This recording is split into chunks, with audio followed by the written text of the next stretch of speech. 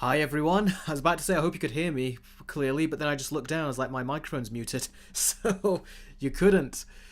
How's everyone been? It's good to see you all chatting with each other in the chat. I always like to see that as I'm setting things up. And ooh, let's sort that out. There you go.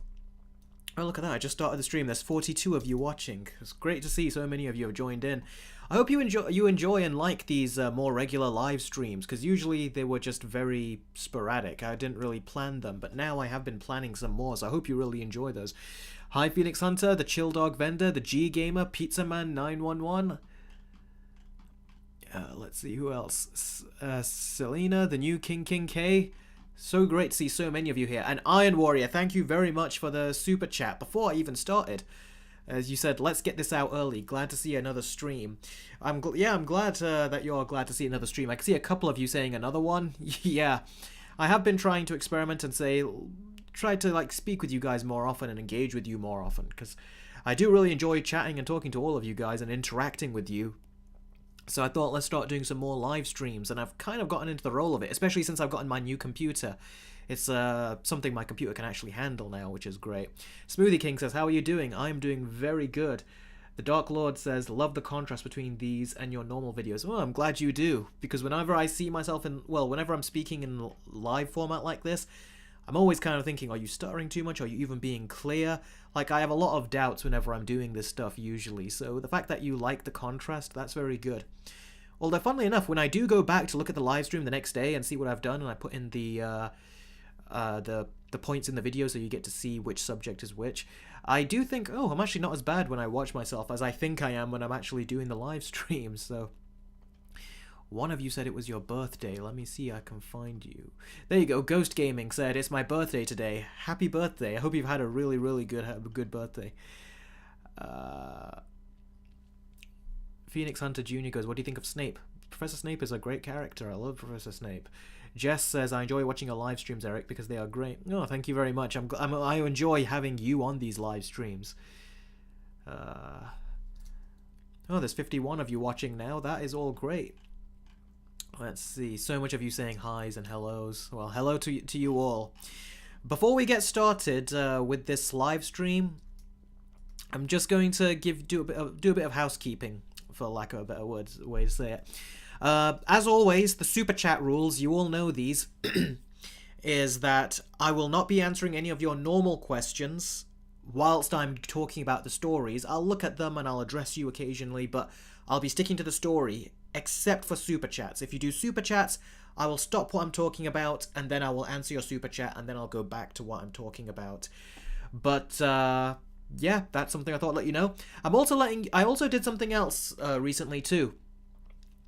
If you look at the description of this live stream, this is something that's going to be put in all live streams now. It's a secondary option for a super chat, because something that I did not know until the last live stream we did is that with super chats, YouTube takes 30% of your total donations from me. I did not know that. They already do that with Google AdSense. When you got ads running on the videos, they take 30%. So you don't get to see what the original number is that your videos make. You only get to see the 30% taken away, that number you see. But with the super chats, you do get to see all of them. And I was adding them up, the super chats you guys did. And I was like, wow, what I actually got was a chunk was taken out. And I found out it's because 30% was taken out of the live stream, from the super chats. Unfortunately, it does suck, the G Gamer. So that's why I did an alternative, which is something that we can test out hopefully for the first time in this live stream, is that in the description I have actually put a PayPal donation link, which I just set up I think it was the day after that last live stream, a day or two after that last live stream. So what I did was I set that up, and with PayPal, I've set it up to where you can basically donate however much you're going to donate on the super chats, except now it will still, you can place your username there, you can place your question there, and then what will happen is that I will receive your question on my phone as soon as you submit your donation via PayPal, and I can answer it here. Instantly I'll get the notification. And the reason why I did that is because whereas YouTube takes 30% of your donations, of the final donations, PayPal takes just 3.3%. So you see why I actually did that. 3.3% versus 30%. So let's just say if I get $100 worth of donations, right? After one live stream, YouTube will take 30% of that away, which basically means that I'll be left with $70. Whereas if you were to take, say, if you did it all through PayPal and it was just 3.3% taken, it would only be $3.30 taken from the $100. You see what I mean? So that's, and then if you just go multiply that 100 or whatever, however the donations are done, whatever the total is, it'll just be 3.3%, which is nothing compared to 30% that YouTube takes. And speaking of which, I just saw another super chat, and it's from Jacob Jean Productions. Hope you're doing well, Eric Carter. I am doing very well.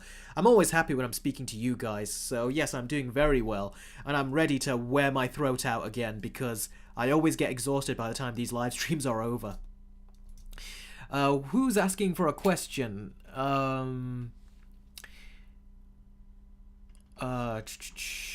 Oh, Jess, yes, I have heard those rumors. We can talk about that later, or maybe another live stream, but let's go through our main stories first, and then we'll talk about that.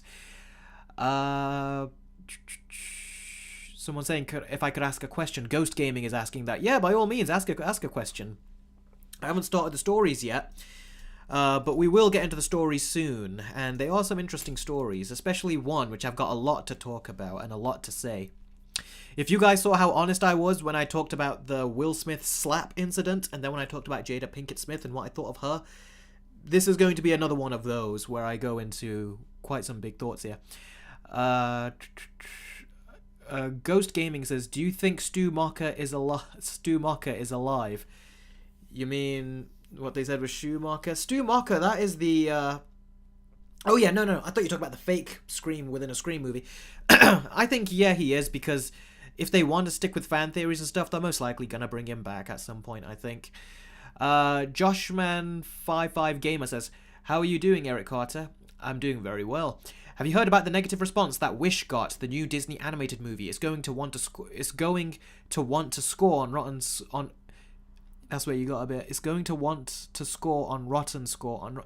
I think you're saying it's got a rotten score on Rotten Tomatoes. Yes, I have heard of that. And yeah, that is something that I'm not surprised, because Disney really have just lost that passionate spark that they used to have. They are a shell of the company they used to be. So expect everyone else to come in and just take their lunch money, basically. Okay, so has everyone heard that? What I said about the super chats?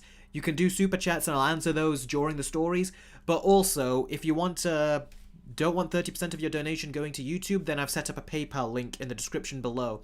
And I've got my phone on right next to me. So if any of you have done a PayPal donation and I've asked your question on the PayPal method I've given you, I'll get the notification on my phone, I'll read it out right here, and then I'll move back onto the story. So same super chat rules, except you're just not giving the money over to YouTube. It's all your donations are all coming back to me. The G Gamer says he'll be right back. Yeah, no problem. I'll still be here, but the stream is about to start any second now. So let us move on here to the first part of the story, which is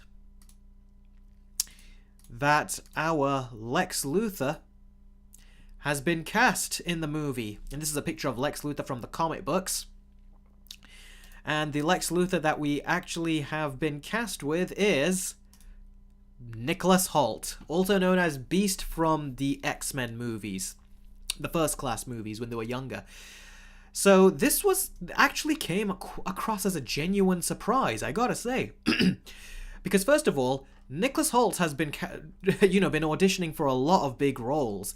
The biggest ones being that he auditioned for Matt Reeves' Batman, and him and Robert Pattinson were the top two contenders. It was down to them as the last two. And Robert Pattinson got the role of Batman. And then Nicholas Hoult also auditioned to play Superman in James Gunn's Superman Legacy movie. And he didn't get that either. It was instead went to the other actor that we have.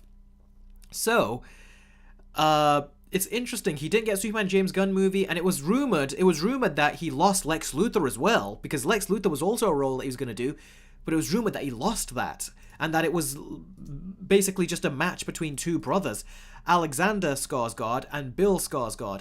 Bill Skarsgård, for those of you that might think that sounds familiar, is the actor that played Pennywise in the It movies that came out, Chapter 1 and 2. So it was interesting that it was going to be between those two. And a lot of us were thinking maybe it's because they got... I could see Alexander Skarsgård, why they would pick him to be a Lex Luthor, but Bill Skarsgård is like, who would pick him?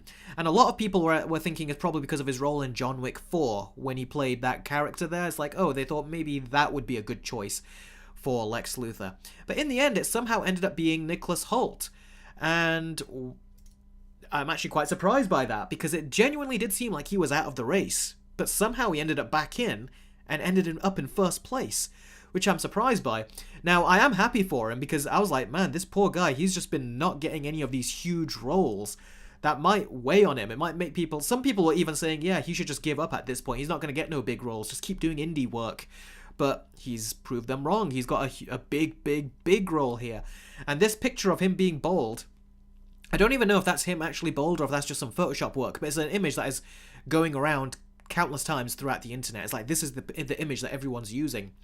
Some people are saying he looks like Charles Xavier in that image, which he kind of does, but I can see him playing a Lex Luthor. Now, this is what I'll say. What do I think of his casting? Well, I think he's a phenomenal actor. He has been great in everything I've seen him in. There's never been that one bad Nicholas Hoult role. If anything, even if the movie is bad, he's usually the good thing that's in it. So I don't have any issues with him as an actor. I think he's a great actor. I am glad that he's in this movie. But I have never really seen him as a bad guy. I've never seen him play a bad guy. The closest he got was playing some weirdo that was in The Menu, and he constantly was like doing a great job of making you like him, then not stand him, and then hate him, and then feel sorry for him, and then you hated him again.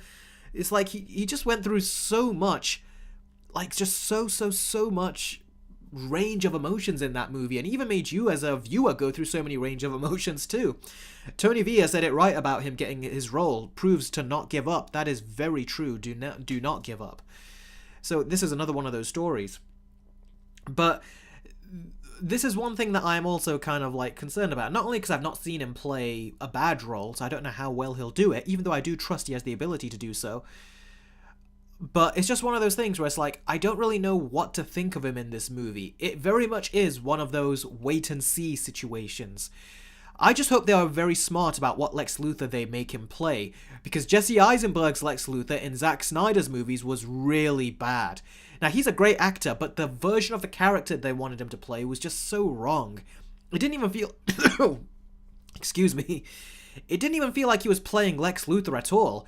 It felt more like he was playing Johnny Depp's Willy Wonka, you know, with all those tics and those stutterings that he was doing. It felt like he was not... It didn't feel like he had any autism or anything. It felt more like he was just trying to act awkward.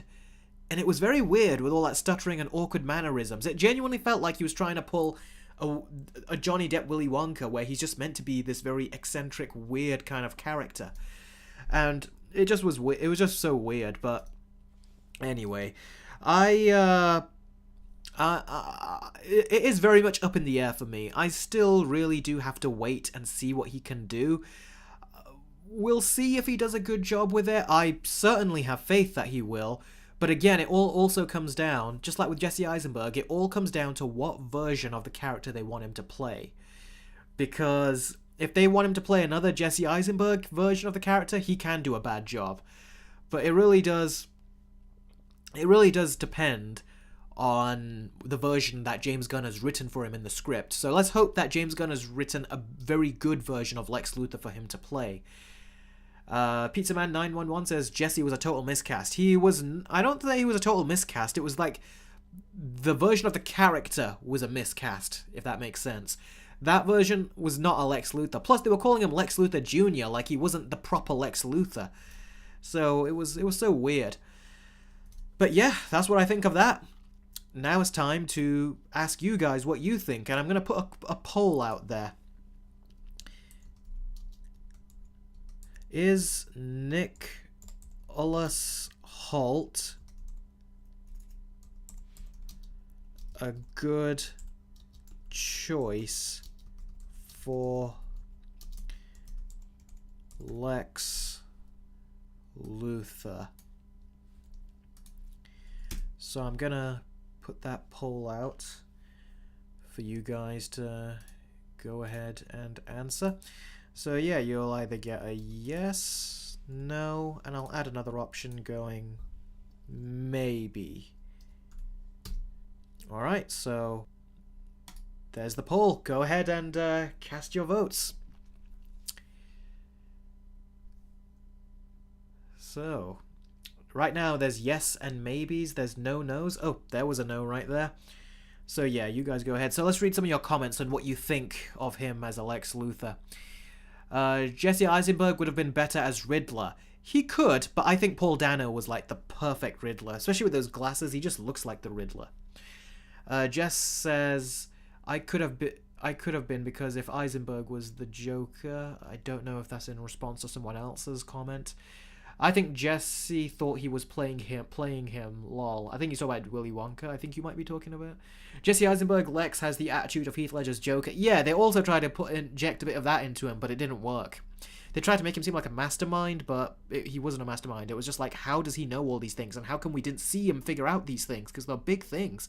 The identity of Superman and Batman and turn them against each other and all this stuff is like, not well. They tried to make him seem like a master planner, like Heath Ledger's Joker was, and it just didn't work out that way. It really didn't. Hey Eric, what are your thoughts on the Ghostbusters Frozen Empire teaser trailer? I reacted to that trailer on my Patreon, like a full-on reaction, so you can head on over there and check that out if you want to exactly know. Ghost Gaming, James Gunn Superman is going to suck. I don't think it's going to suck. I have faith in him, but we have to wait and see. He does look like he's cramming the movie with a lot of stuff, and my fear is that with all these new superheroes he's got in the movie, that he's going to make this more of another Guardians of the Galaxy movie. That was my fear from the very beginning, but I was like, haha, cool. There's not too much characters in a Superman movie, so how can you turn it into a James Gunn Guardians of the Galaxy movie? And then he cast all those superheroes in the movie, and I was like, oh damn, that's how he's going to do it. I really hope this doesn't turn into a Guardians of the Galaxy movie with Superman in it. That is something that I really don't want to see. Smoothie King goes, I think this is a good choice. I trust James Gunn, but I'm not fully involved. I don't know if you know, you're not fully convinced. The new King K says, when's your Spider-Man vs. Spider-Man 2 video set to come out? I don't know yet, because it takes a while to write these scripts. I've got the story script written. I've got the character script mostly written, which I'm going to continue doing tomorrow. And then I'll just have, like, I think it was the gameplay segment, and there's going to be a villain segment and a conclusion segment. So once I've gotten those done, so that's the goal right now. So that I'm still working on that. And I've got all these other videos to work on too. So yeah. Elite says, I don't mind him, but as long as the character writing is good. Yeah, I agree. The character writing has to be good. It really does come down to that writing. So yeah, continue to cast your votes in the next few seconds, and then I'm going to stop the poll and see what you all voted. Let's see, what are the questions? Looks like an interesting casting choice. I do need to wait and see it in live action.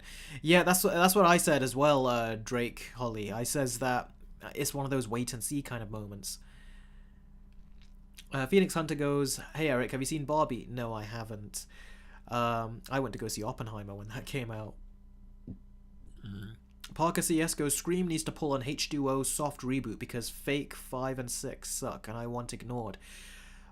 I'll talk about what I thought of 5 and 6 again, a bit more of a fresh perspective as to what I thought when I talk about the Scream story in a second. Tony V goes, you have a point there. I feel like James Gunn is only good with superhero team movies than solo movies. Yeah, exactly. That's what I think as well, because he's done it. I mean, just look at Guardians. That's kind of par of the course. That's what they do, isn't it? They're a group. But then you got the Suicide Squad. Again, he picked the group movie rather than the Superman movie at the time, because he was offered Superman. And then he had Peacemaker, and Peacemaker was also about a team of people, and now he's doing it with Superman, which looks like it'll be another team of people. I really hope he doesn't keep doing that, because it does seem like he's just doing one thing. Superman, Jess goes, Superman Legacy better not get the MCU treatment with childish jokes and bad CGI, so it better be its own thing. I hope so too. I hope it's not going to be like a mini Justice League movie all in one. And Angelo Gallo goes, what are you planning for your next video? It is the Spider-Man video that I'm working on next, and I've also got a new show that I'm also trying to work on next as well. Right now, I've been spending a lot of time on Patreon. I've got my Invincible Season 2 Episode 1 Let's Watch episode on Patreon, and I've already watched episodes 2, 3, and 4, and I've recorded episodes for all of them. of Let's Watch for Patreon. I just need to edit them all now is what I need to do. So yeah, I've got a lot of that going. And so a lot of Patreon content and YouTube content that I'm working on is difficult to do the two. And I had to set up this live stream as well, which is also a lot of work. Would you like a Guardians-based Superman movie if it was inspired by Vol 3? No, because I like the seriousness in there, but I wasn't really a fan of the lighthearted stuff. I thought it was just a lot of the jokes didn't hit for me. All right, I'm going to close the poll in 5, 4, 3, 2, 1. All right, the poll is closed. Let's see what all of you thought.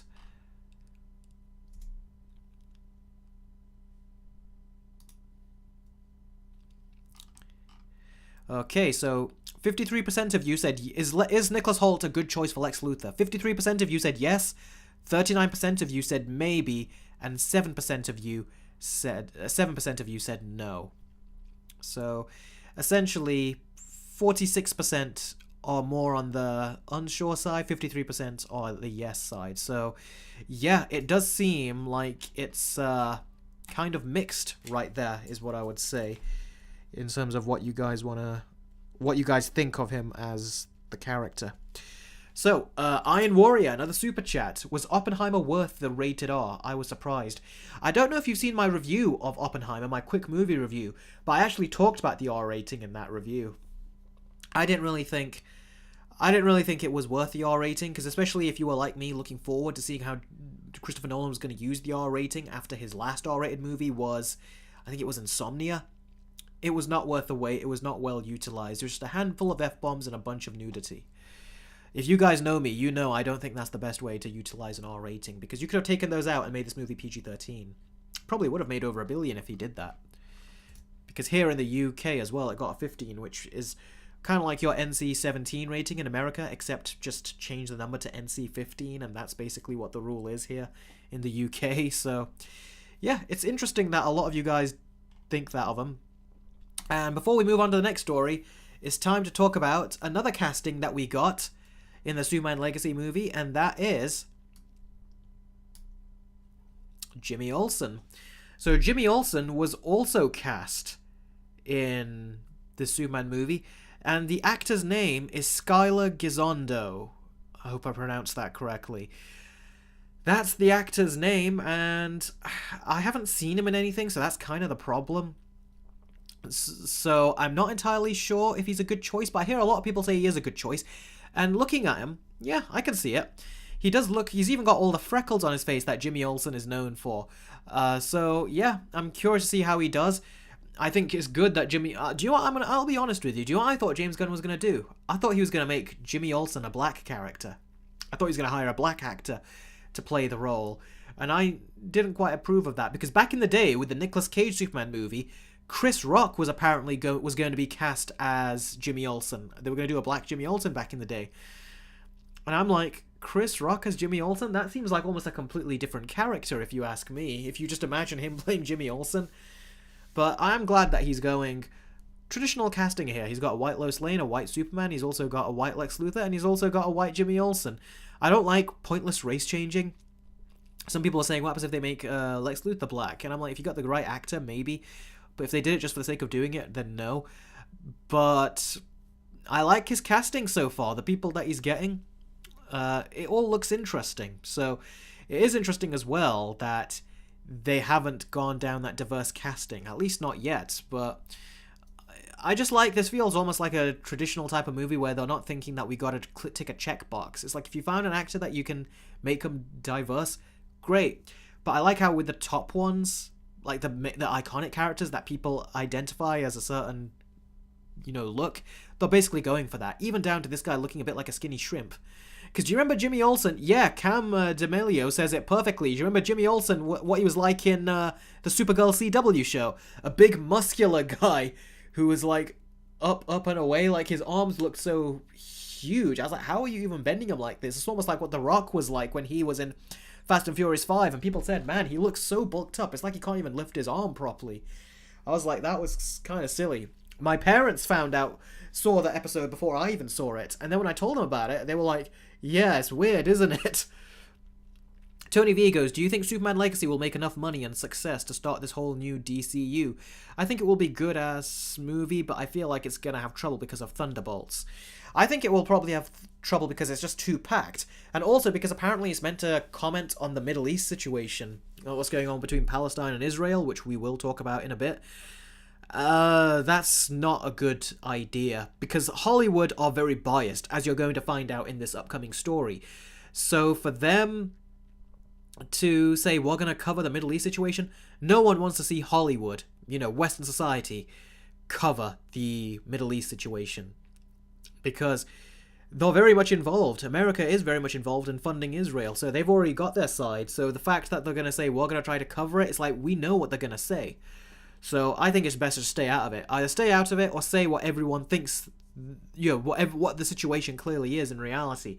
But Hollywood aren't going to do that. They're clearly in the denial. They don't want that coming out, basically, that this is what Israel is really doing and this is what they really think. Even though I think Israel has already very much said everything they wanted to say, pretty much verbatim, like on the news. They think they're being slick, but they're really not. They've just straight out been very transparent about what their agendas are.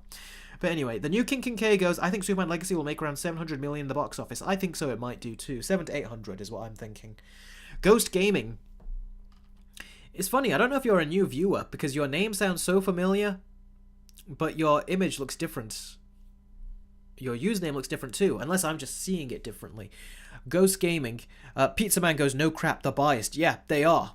As you will find out in this upcoming story we talk about Scream. Oh damn, I just missed a comment. That's some of you asking. Cam D'Amelio goes, James Gunn debunked that plot leak. Did he? Because a lot of reliable people online who have got like very reliable track record said that's what it was going to be. So we'll see. Maybe he'll change it. I don't know.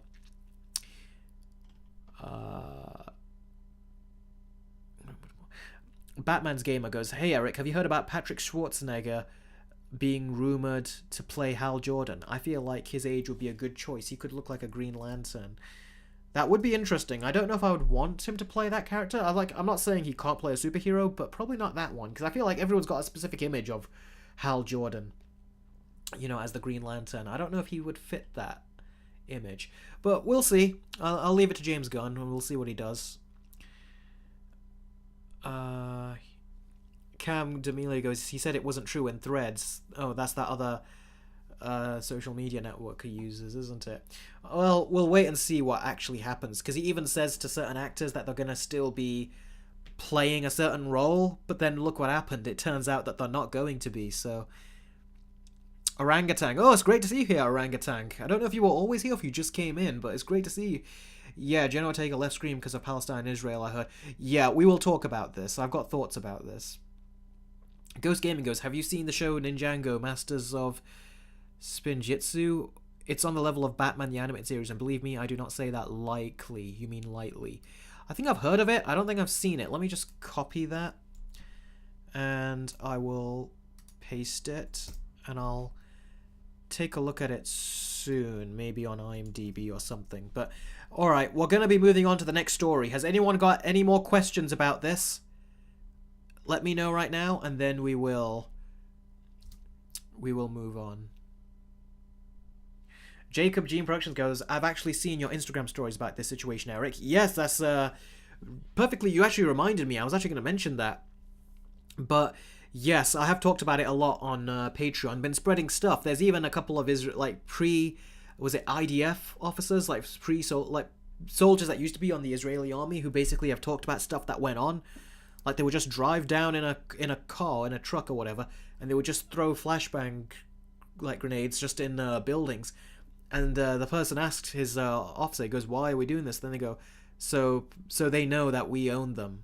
That, we own Palestine. So they're just dropping those bombs left and right. It's flash grenades and all that kind of stuff. It's like, yeah, these are stories that people are telling you behind the scenes that you don't see.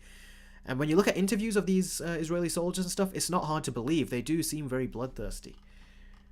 Anyway, Tony V goes, possibility for Superman to make $1 billion? I don't think so. 700 to 800 million. But we've got to see what the landscape of superhero movies is like in 2 years from now.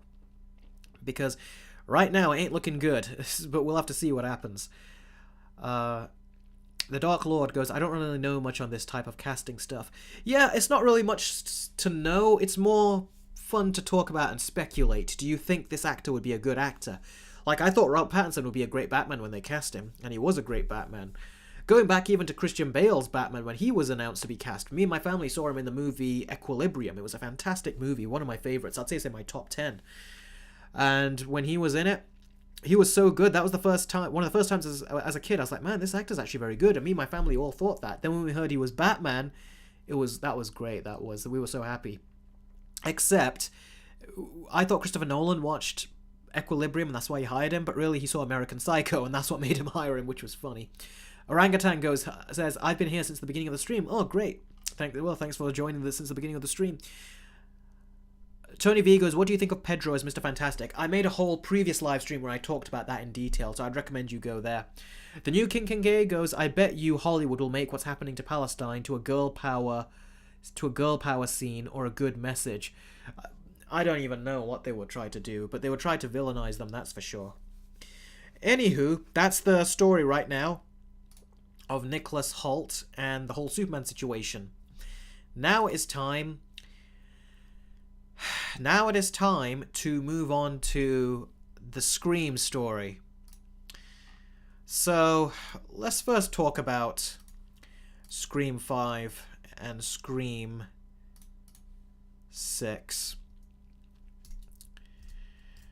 Let's go over here to my notes. Alright. Now,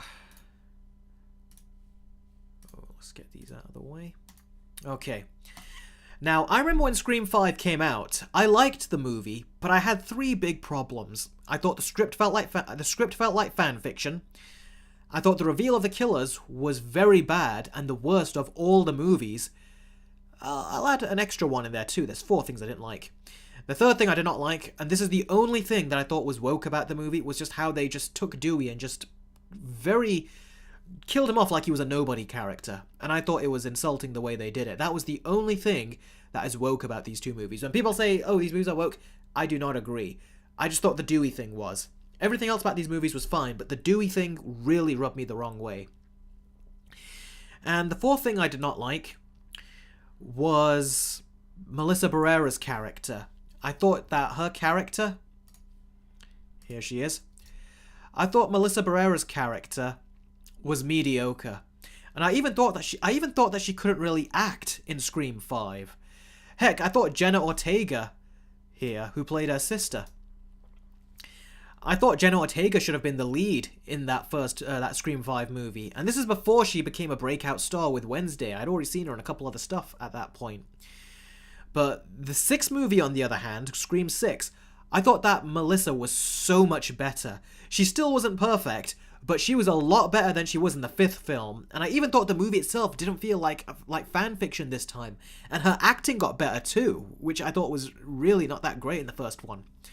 And I even did a versus video between Scream 5 and Scream 6, so check that out if you want to know more about what I thought of those 2 movies. So, now we're going to move on to the actual story that happened here with Scream 7. Now, before I do, as I said, you got to remember, Super Chats, that's the only way that you can get a question, like I'll read your question immediately, is through Super Chats, or if you ask a question through PayPal, which is in the description. So that's the way I'll answer your questions right now immediately as we're telling this story. Okay, so got my notes up here. Now, before I get started, a lot of content creators out there on YouTube who discuss things in the same field as me have either stayed quiet on the situation or they try to stay incredibly diplomatic. But I don't roll like that. You guys know me, I've always been honest with my thoughts on the topics that I cover, ranging from Will Smith during the slap incident and my thoughts on Jada Pinkett Smith, even my thoughts on what I think is woke and what isn't.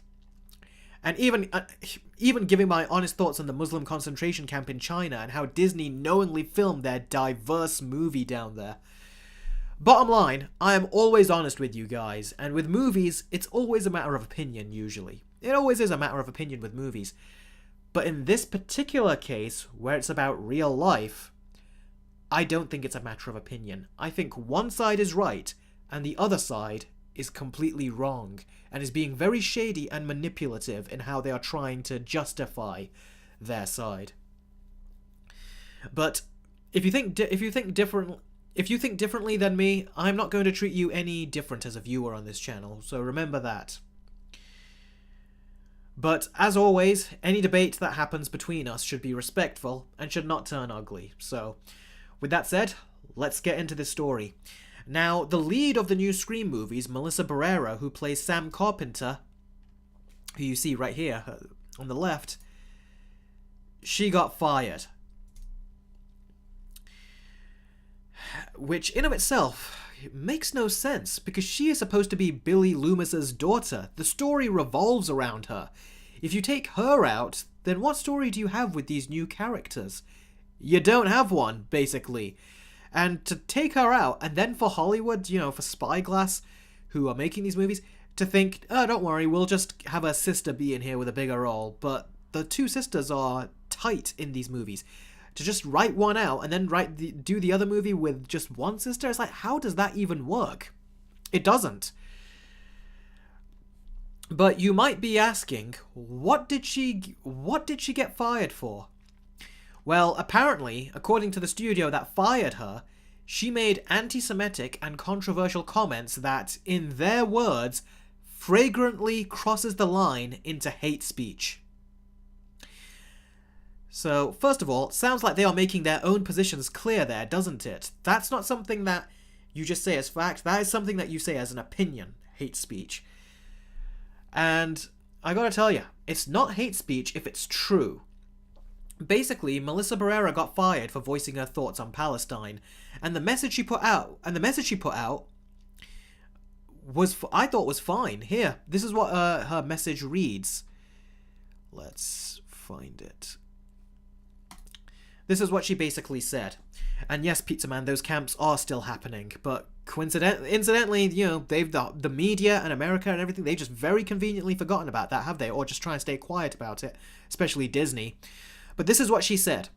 Gaza is currently being treated like a concentration camp, she wrote in one post, concerning cornering everyone together with nowhere to go, no electricity, no water. People have learnt nothing from our histories, and just like our histories, people are still silently watching it all happen. This is genocide and ethnic cleansing. So that is what Melissa Barerra basically said. And honestly, everything she says is true. It is being treated like a concentration camp.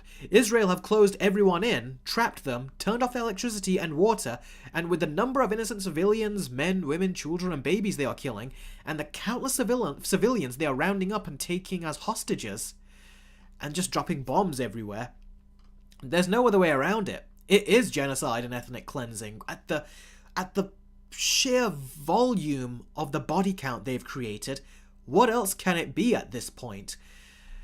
So, essentially, Melissa Barerra, she got fired for saying that innocent people should be free and genocide is bad. That was why she got fired. Just take into account all these other people in Hollywood, all their other crimes, everything else they've done, like Amber Heard, or also if you look at Ezra Miller, and there are many other actors and actresses that have actually gone out and done things and said some really nasty things too. But they still had their jobs. Meanwhile, you see her right here, she said something which was very diplomatic and they just immediately get rid of her. Like that quickly. And Paramount and Spyglass here, this stupid company, they deemed it as hate speech and anti-Semitic. And everyone, now look, now this is where things get interesting. Everyone found this excuse they gave to just be so tone deaf, and they tried to paint her in a negative light by applying all these other labels to her, and all this stuff they were trying to call her. We all know it's not true, based on what we've read, but they were trying to come out with all this stuff and say this is what she's doing. They tried to make her seem like a very controversial person. And it's interesting because I found, I screenshotted this. Someone says this is actually very interesting, and let's just do it. So here, this is what someone said on Twitter. Saw this comment on a YouTube video about Melissa getting fired, and Spyglass really needs to watch their own movie. This is what the comment said. Remember in the last movie where Sam's actions were taken out of context, posted to social media, and resulted in people unfairly seeing her as the villain? Funny that. Basically, Sam was her character in Scream 6. Essentially, what her character was going through in that movie is essentially what this studio has done to their own actress. And this is what they wrote for her character in the movie itself, that she was being, like, publicized for something else, something that she wasn't, and they twisted a situation. That studio is doing who did that to her character is doing the exact same thing to the actress now. It really is ridiculous, and that's why people are saying this is so tone deaf. It's one of the many reasons why it's tone deaf. Now, I'm going to tell you, what Melissa said was not anti-Semitic. But if you say anything against Israel, or even suggest anything that doesn't fit their agenda or their methodologies, they will instantly call you an anti-Semite. It's their lazy defense, their way of saying, you're wrong, and we will not take on board a single thing that you have said. Because you're a horrible person. Look, you're an anti-Semite. I mean, we're doing the killing, but why should we listen to you, horrible person? We're just going to continue to do what we want. We are just going to continue to do what we want, and it is a well-known fact that Israel uses anti-Semite as a means to silence any criticisms. Even some Israelis of the past have confirmed this. They said it is the ultimate gaslighting line. If we want to silence any criticism, we just call people that. It's kind of like how in movies, whenever we cover movies and someone says, oh, you're just sexist for not liking a movie with a female character in, people are like, they're just trying to silence criticism, that you have a criticism of this female character. So, yeah, it's one of those situations where it's like, it's just so transparent. You can see through why they're doing it. And let's see here. Now, the internet, rightfully so, had a strong reaction to this. Everyone disagreed with their firing and was furious when they found out why it happened, including Melissa's friend, Jenna Ortega. Now, I said this to my sister the day that Melissa got fired. I said, I bet that Jenna Ortega is going to quit Scream 7 because she also supports Palestine, and for them to be freed from their occupation and genocide. And the very next day, it was announced that Jenna Ortega had quit Scream 7. Now, Hollywood tried to put a spin on it and said that she left due to scheduling conflicts with Wednesday Season 2. You can actually see that if you search that up. A lot of Hollywood sites are trying to claim that. And the reason they're doing this is to save face, because they did not see this coming. Because they can fire someone like Melissa Barerra, but someone that is as popular as Jenna Ortega, who is in the same ethnic group as Melissa Barerra, her people, basically the Puerto Rican, or I was about to say Puerto Rican, I don't know if it's Puerto Rican, I think I'm getting it wrong, but basically, you know, her ethnic group, the people of her ethnic group, they all went online. They made their voices heard and a half. Like, they were really pissed off that you fired both of them. And what's interesting is, look, usually when Hollywood fires or silences someone for giving any positive talk about Palestine, their co-stars across the industry will fall into place and stay quiet in fear of losing their jobs, because that's what Hollywood threatens them with. But for all of Hollywood's supposed love of strong women, well, here you go. You got one. They have a 21-year-old girl who they are scared of right now because she has done something that others in Hollywood wouldn't do in this kind of situation. She has stood in solidarity with her friend who they have fired over Palestine. And she has the whole Latino public on her side too, a demographic that Hollywood have really been trying to tap into all this time. And Hollywood fired one of their own Latinas for supporting a cause that they all support, as they share a similar history. So, yeah, the whole Latina side is basically... The Latina side? The Latina group demographic of people? They're all completely against Hollywood and Spyglass and for what they've done here. And this, if anything, it's just heightened the conversation around Palestine and how Hollywood now is really trying to censor this stuff. I think after them censoring Mark Ruffalo and now censoring her, people are really getting kind of peed off with this, as well as the other stuff that is happening, and I'll explain that all in a second. But yeah, Hollywood fired one of their own, Latinas, for supporting a cause that they all support because they all share a similar history, and the other one who Hollywood thought was their own, that being Jenna Ortega, they thought she was on their side. She'll fall into place. She was not having it and disagreed with it so wholeheartedly that she left the very next day. That's what makes this whole spin they're trying to do just fall flat on its face, because she left the very next day after her friend got fired. And if you look at them in interviews, they are very, very friendly with each other. They really are. I looked at them, their interviews, I was double checking, and it's like, yeah, they do seem very friendly. Like, they probably hang out in real life as well when they're not promoting the movie or not filming the movie. So she left. And now, this all shows that Jenna Ortega has integrity. And this one act that she has done has put everyone else in Hollywood to shame. And the reason I say that is because these Hollywood actors who love to talk about activism and standing up for minorities, many of them believe in the liberation of Palestine but choose not to talk about it publicly. And as far as I'm concerned, that means they have lost the right to talk about any other political topic. They have lost the right to talk about and lecture us on any other marginalized group, because they have already said it loud and clear that if their Hollywood overlords did not give them the thumbs up for that oppressed group, then they would stay silent and would sell out just to keep their jobs. So they can talk, when they go to their Oscars and they give a speech, they can say all they want. It doesn't matter.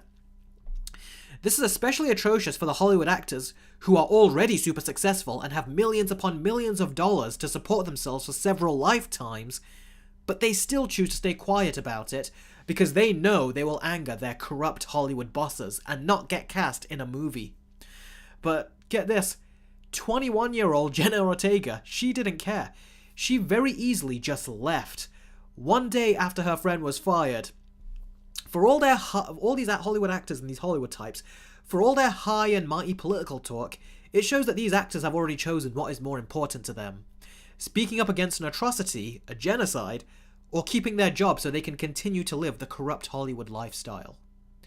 It's like what Ricky Gervais said to them was at the Golden Globes, what he went viral for. Come up here, accept your little award and your agent, and F off. It all falls into place and really does just fit what he said. His line has aged like a fine wine. It has just gotten more and more relevant as this time goes on. But yeah, this movie is tainted now by the hypocrisy of the studio. For all the anti-Palestine and pro-Israel and pro-Zionism actors out there who are mocking the Palestinians, calling Zionism sexy, you know who I'm talking about, like Noah Schnapp from Stranger Things, who played Will.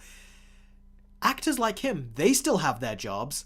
But anyone who's... they went to a crazy extreme. It's disgusting what Noah Schnapp said and did.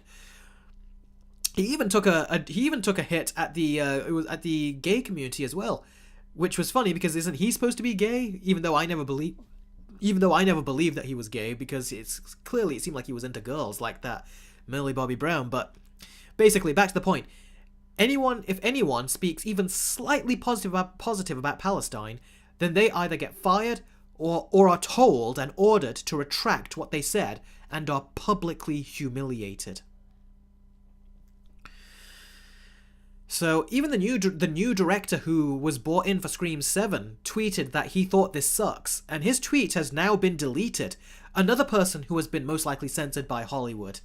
So this all shows you clear as day where Hollywood stands and that Zionists run Hollywood. So, oh, excuse me. I've got a bit of a bad throat today. And that is why this has pissed so many people off, so much more than it usually would. Hollywood instantly fire or silence someone who has supported Palestine, but they do nothing to the person that supports Israel, and does it to a disgusting extent, like Noah Schnapp. And this is why many people have boycotted this movie, and I am boycotting it too. I'll tell you that right now. I will not be watching Scream 7 when it comes out, even if they bring Neve Campbell back as Sydney, which is what they're trying to do. And Sydney is my favourite, female character from these... is my favourite female character from these horror movies, like these classic horror movies back in the 80s, 90s. She's my favourite female horror character that normally goes through these films, and I won't even go to see it. It's like they think they're going to try to get us in by bringing her in, but nope. And not to mention, they were so tight they wouldn't pay her last time, so I doubt they would do it now, unless they're really scared, but even so, I'm not going to go see the movie, so they're not that money they pay her is not going to be worth it. Now, this whole thing about Israel invading and murdering innocent Palestinians, this is not a complicated issue. Don't let people gaslight you into thinking it is. Did you notice when Russia was doing the same thing to Ukraine that Israel... Do you notice that when... Let me say that again. Do you notice when Russia was doing the same thing to Ukraine that Israel is doing to Palestine? America and the media was calling it genocide and ethnic cleansing, weren't they? But when Israel and America are doing the same thing to Palestine, and when people call it genocide and ethnic cleansing, America and the media have all of a sudden changed their tune. Now they're saying, oh no it's not, you're just an anti-Semite, that is hate speech. It is not genocide, it is not... it is not genocide, it is not ethnic cleansing. That just further shows the hypocrisy. And I've said this before, I said with Hollywood, even with the concentration camps in China, I even said this before, it's like to Hollywood, they think that the Holocaust, like concentration camps, it's only happened to them. It can only happen to Jews. It can't happen to any other marginalized group. It's like, no, that's not true. Evil happens all around the world. It circulates in certain ways, like what Melissa Barerra said to her people, what happened to her people, and now look what's happened to the Palestinians, although it has happened to Palestinians for decades. It's like, for some reason, Hollywood have this perception, and the Zionists have this perception that it can own that the Holocaust kind of stuff, or ethnic cleansing, or genocide, cannot happen to Muslims. Look how they were very quietly acting when it happened in China. They were still trying to cater towards China and make them happy. And now look here, they're firing people saying, no, that's offensive, it's hate speech. I mean, do you know what makes this even funny? What makes it not funny? What makes it even more shocking, but not surprising that they would do this, is that there are even Jews out there who are coming out and saying that Israel is wrong. And even they are being called out as well as self-hating Jews. So remember this, guys, it's all a gaslighting game where they villainize everyone, even their own. I mean, for all the talk of being anti-Semitic, wouldn't you say that is pretty anti-Semitic towards their own people? The reality is that Israel have their own agenda, and they are trying to villainize and gaslight anyone who opposes them. Simple as that. This is not, as they say, taking stuff on board. This is just, it's a dictatorship.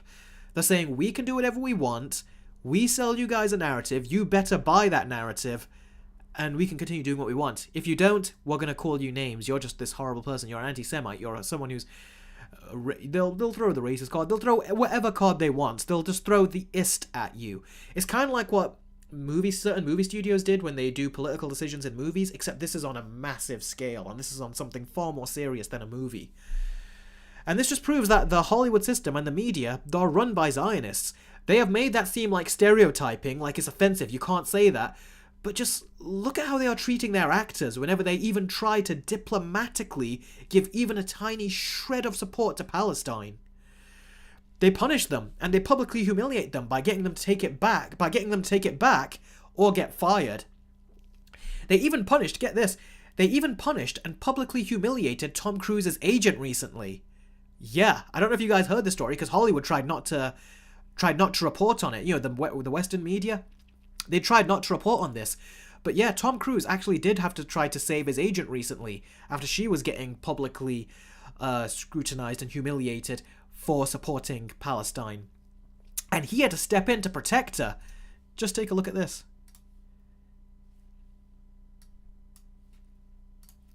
This is actually a thing that happened. Tom Cruise stepped in to stop his agent from being fired over pro-Palestine social media posts. So even Tom Cruise is like, no. Because normally Hollywood, they would just instantly just fire the person and that's it. But D'Amelio, Tom Cruise really did step up for his agent here about this situation. Now, bear with me here as I get all this loaded up. Now, this is where things are going to get interesting, and you might notice a pattern of behavior with Hollywood here.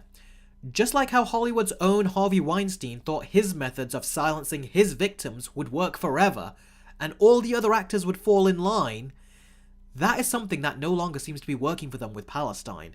It's not fully turned on them yet, but as Jenna Ortega and Melissa Barerra have just proven, Hollywood have wanted strong women all this time, and well, they got them.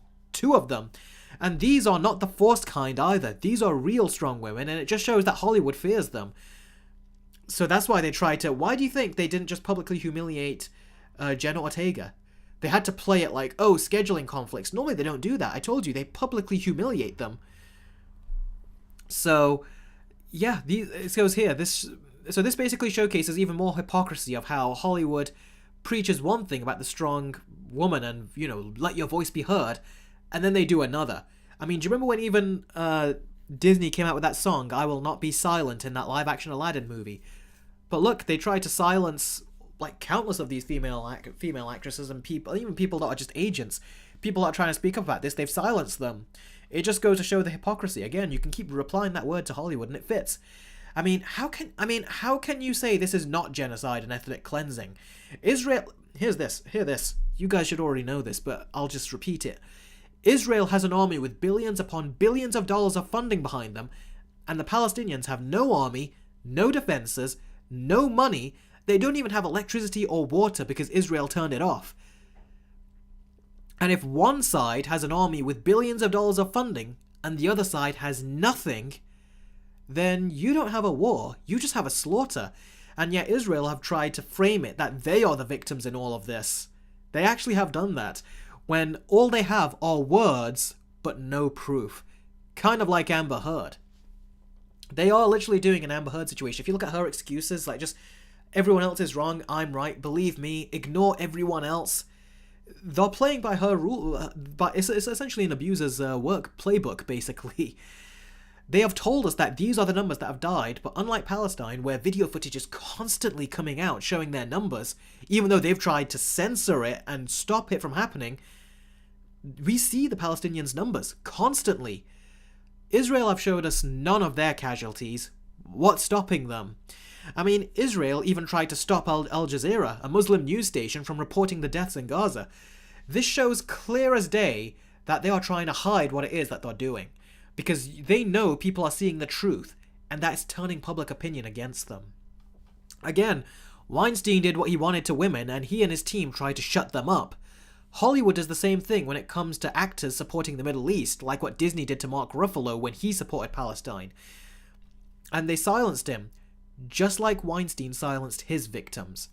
But all it takes is someone to expose their methods, and then the control that they have slowly starts to fall apart. And then other people start to speak up. So it happened with Weinstein, and I'm sure it can happen here too. Hollywood are losing control of the narrative that they're trying to do, especially when it comes to the Middle East. They've lost that control. They seem to always support the abuser in these situations. Remember the Johnny Depp situation? We all knew he was the innocent one, with all this countless evidence that came out and audio recordings and everything. And guess what happened? The media were trying to say, oh no, he's the problem. It's trolls out there that are supporting him. When really the whole world was supporting him. And they were trying to say Amber Heard, she's the innocent one. So they support an abuser there. They're doing the same thing here with Israel and Palestine. Everyone out there knows what it is, but for some reason, just like with the Amber Heard and Johnny Depp situation, the media and everyone is still trying to say, oh no, this is who the real abuser is. And it's like, no it ain't. He's innocent. Johnny Depp was innocent, the innocent one. He was the one that was being preyed upon. The same with Israel and Palestine. That is how I see it. But that being said, like I said, it happened with Weinstein, and I'm sure it can happen here too. But that being said, Israel have not been subtle this year about what they are doing. They have just become more and more transparent about what they're doing, even the soldiers. And it's a really horrible... Like, you just see what kind of people they are. It is really... I feel really sorry for all the people in Palestine that these are the kind of soldiers that are there shooting them up and everything. So those are my thoughts on the whole situation. Melissa Barerra should not have been fired, but that's just what Hollywood is like. It's a corrupt industry. So those are my thoughts on the whole situation. I mean, there are even like Muslim people who are like even people that have Palestinian family members that I've heard. Like, there are certain people, like, on Patreon, if you go to Patreon, you see certain Hollywood members, like screenwriters and stuff that are on Patreon. They actually said that there's someone I know in Hollywood who's lost 50 family members with what's going on in Palestine with the massacre. And in the end, she can't say anything because Hollywood have basically put her in a position where they forced her not to. And if she does, she's going to get publicly humiliated too. Imagine that. You lose 50 of your family members and you can't even say anything or pay tribute to them or anything. Even bring awareness to it. Like I said, Hollywood it's a corrupt industry, and I feel really sorry for those people, but at the same time, that's the industry you knowingly joined. It's why I say Hollywood is an evil industry.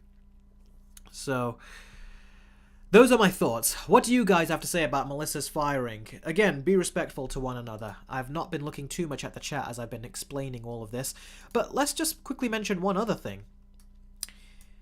This is an image I've got. Oh, where is it? Here you are. Here is how Melissa Barerra found out she got fired. Have you guys heard?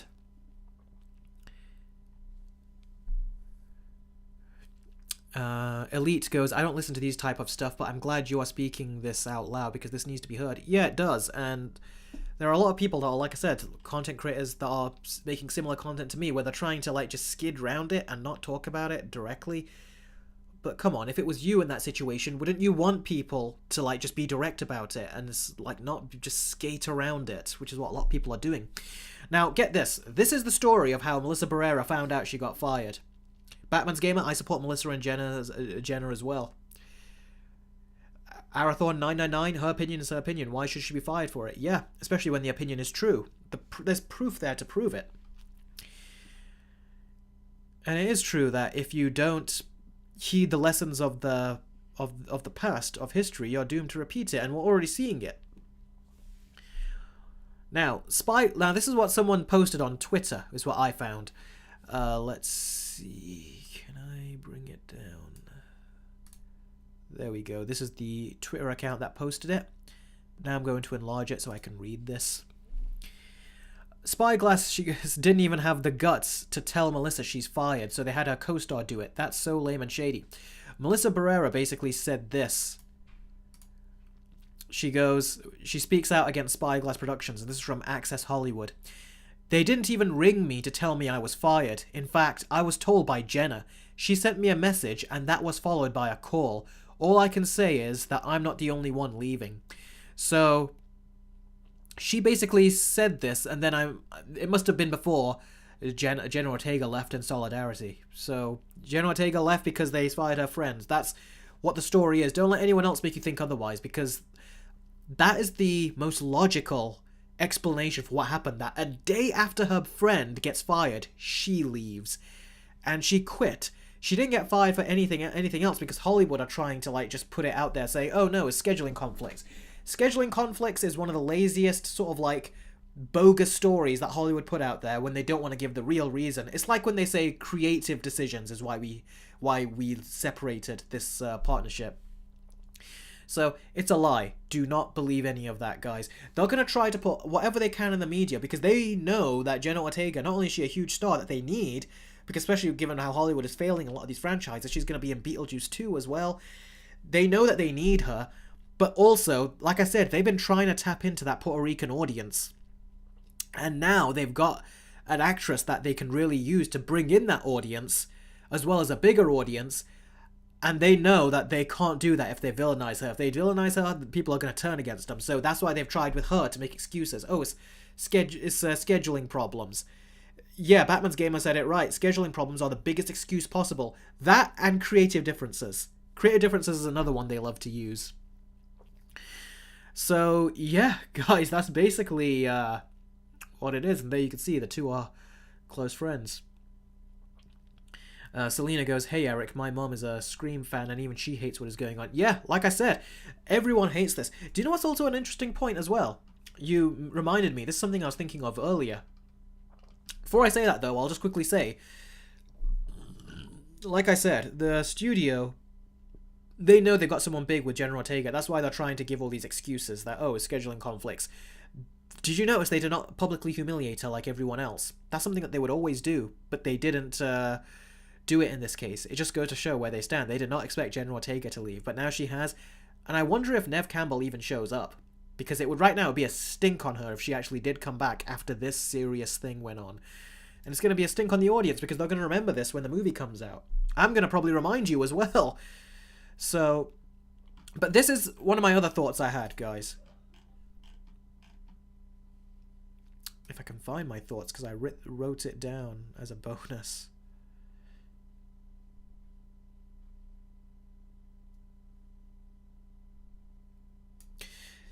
Here's the thing about Melissa Barerra. What she said. Oh, shoot, let me just get rid of all this stuff. And yeah, she quit. Here's the thing about Melissa Barerra. Her comments, people are praising her for them. No one was calling or campaigning on social media for her to get fired, like they do with other actors, like Amber Heard, or what they did with Ezra Miller. There are actors that people campaign to get out of the movies, and Hollywood don't even listen. Like, how many millions of people campaigned to get Amber Heard out, and they were still keeping her in? The internet actually appreciated what Melissa Barerra did, and they did not call for her to be fired. It was Hollywood's own choice, 100%, that they made by themselves to fire her. So, what does that tell you?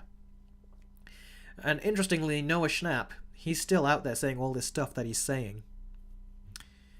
So, yeah. And they're going to apparently go shoot Stranger Things in a couple of weeks. They're not going to get rid of him, are they?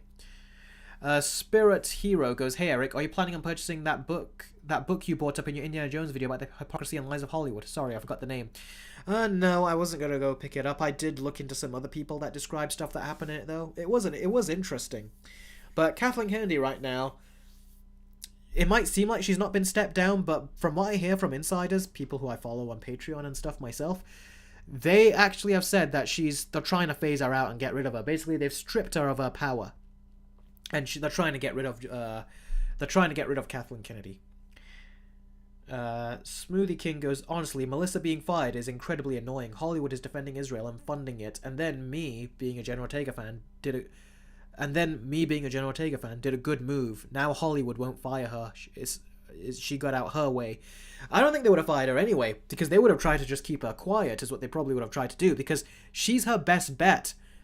Melissa Barerra might be the main character, but they must have thought, if we fire her, we'll still have Jenna Ortega, and she'll drive ticket sales. Because Scream 6 did very well at the box office, and that's really because it came off of the success of Wednesday. So when Jenna Ortega was, like, hot in demand, basically. So that's why her next movie, which happened to be Scream 6, got a lot of people going to see it. More people that normally wouldn't see it went to go see it because of her. So, yeah, they probably thought, yeah, we still have her. So I'm guessing they wanted her. But then, what happened? She left, and now you can tell that they panicked. Hence, they quickly tried to put a story out there saying, "Oh, this is why she left," when really it isn't. Batman's Gamer goes, "And Jonathan was innocent from the start. They're not looking to retire him." You talk about Jonathan Majors? That thing has gone back and forth so much. I need to see that court case to know where he stands. Parker CS goes, "I want David Arquette back." Yeah, if they do retcon it and say he's back, then yeah, I'd want him back too, but I'm not even watching the next movie, so... Batman's Gamer goes, "No one is even talking about Jonathan Majors firing from Kang." It's because a lot of contradictory information keeps coming out of that. It's like we don't know. Is he like that? Is he not? There's a lot of this weird stuff where it feels like damage control is being done on Jonathan Majors' side, like desperate damage control attempts, like when he tried to stop those two girls from fighting. And then there was this other stuff that was coming out. I feel like there was a lot of news coming out. I felt more like it was PR stuff. Whereas when you look at Johnny Depp, for example, who was the victim, there was no PR ploy or anything. It felt like it was just they were being genuine with him. There was no PR ploy. There was no problems going on. It felt like the stuff that came out with him was all genuine stuff. It didn't feel like they were trying to just play a game here. But yeah, we'll have to wait with Jonathan Majors. I want to see that court case. Then we can talk about it. Because right now, it's just hard to talk about. Especially with his lawyer that's not doing him any favors. Orangutan says, "I bet Kathleen Kennedy is throwing an absolute temper tantrum over losing her power." She actually is. Like, apparently she's just, from what I've heard, is that she's just calling in to the officers and just, like, bragging and bitching about anything to anyone that she can. So, yeah. Joey Nichols goes, will you make a versus video between Aquaman and Aquaman 2? I wanted to originally, because I've got a free ticket to see that movie, because I'm not going to pay for it. I don't want to support that film. But it's hard to make the Spider-Man 1 versus Spider-Man 2 versus video. It's hard enough to make it as it is. And it's one of those things where I've got other versus videos I want to make for that month, including a Chicken Run versus video, and I also want to do a versus video with a Christmas movie. So I don't have time to do the Spider-Man, the other two versus videos, and then Aquaman 1 versus Aquaman 2. And given how the box office projections seem to be low on that, I'm going to not do Aquaman 1 versus Aquaman 2. So I'm sorry about that. I would have liked to, but I'm not going to. And not to mention, there just isn't... I can't use the background music for Aquaman anymore either, which I did have a lot of fun using in my original versus video, but I can't do that now due to the silly copyright claims. Jess goes, hey Eric, are you almost finished with your Spider-Man video game versus video? No, I finished my story segment. I finished my character segment mostly. I just got to read over it, add a few more bits. I've also got to now work on my gameplay segment, my villain segment, and then the conclusion. But the conclusion is already written, so... And then I got to edit it all, which I haven't even done yet. And I'm also working on a ton of Patreon content right now. My Steam Deck OLED is going to be coming soon. Maybe a day or two, and then I'll be doing my game show, my new game show on Patreon as well. So, yeah, I've got a lot of work that I'm doing. So, like I said, if you go on Patreon, you're getting a ton of additional content there. In fact, when I'm done with this live stream, I'm going to end up editing a bit more of my Let's Watch Invincible Season 2 video, where I go through it and give you my thoughts on the episodes. So, tons of content available on Patreon, and even more is coming, so... It's hard to balance all of those, but I'm trying. Batman's Gamer goes, hey man, don't rush yourself with all the anticipated videos you're doing. I hope you'll be able to do a Spider-Man versus video, but I'm never going to rush you for any of it. How long do you think the versus video will be? Oh, thanks man, I really appreciate that. The thing is, you guys are always very cool about this stuff. It's just me, I tend to put a lot of pressure on myself. When I'm working, I think, you know, you should be chilling out as well, not just doing work, and then when I'm not working, I'm thinking, why are you chilling out? You should be working. It's like I've got this weird mindset because these videos do get more sophisticated and complicated to make. But thanks very much. I appreciate that. But it's also because I want to try to bring in a bigger audience as well. Because to make this a living for myself, it's not easy to do. It does require a lot of work. So that's why your super chats have been so super helpful with all the previous live streams. And with this one, it really, really, really does help. You have no idea how much it helps me. It helps a ton. But yeah. Oh, and I've just got someone join my Justin Reed. I don't know if you're on the live stream, but he just joined my top perk with my Let's Watch. My Let's Watch perk, if you take a look. The one that says Let's Watch, he just joined that. Justin Reed, thank you very much for joining me on Patreon. I don't think you expected me to give you a shout out on Patreon, but I just did, so thanks very much. A lot of content is coming, and if you get the top tier Patreon perk, you'll get all the previous perks that come with it too. Jacob Gene Productions goes, hey Eric, are you worried that your reputation will be shattered for supporting Palestine? I ask because I worry about people I like. Oh, thanks very much. No, because my reputation is basically is restricted to you guys. So I love doing yes. So like I said, you guys are very...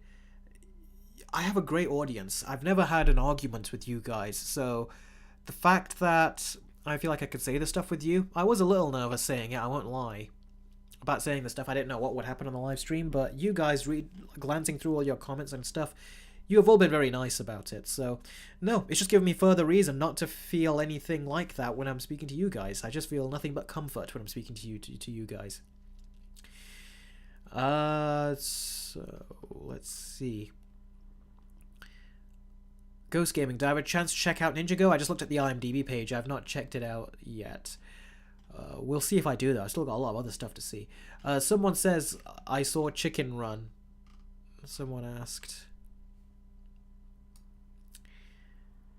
Oh, it was Pizza Man says, you've seen Chicken Run. Yes, I did. When I was a kid, I saw it in theaters. So, yeah, I loved it as a kid. We saw it so many times. Absolute one of our favorites from the time. Lucky Brony 21 goes, why don't you want to support Aquaman 2? Because Amber Heard is in it, and the studio kept her in, and they fired Johnny Depp. The same studio, Warner Brothers, fired Johnny Depp for Fantastic Beasts 3, even though the evidence was totally on his side, and the judge seemed very off with his ruling. Like, you look it up and you'll see that, and plus he quit the very next day. What does that tell you? When a judge makes a ruling that seems very shady, and then the very next day he quits. It's like, it felt like something was very off with that court case and the ruling and the way he just dismissed Johnny Depp's side's whole case. It sounded like he made his decision before the case even went to court. And then you found out other stuff that was going on behind the scenes that was very suspicious. So it seemed to me, like, from what I heard, it was like a conflict, and the judge still was assigned, which was so stupid.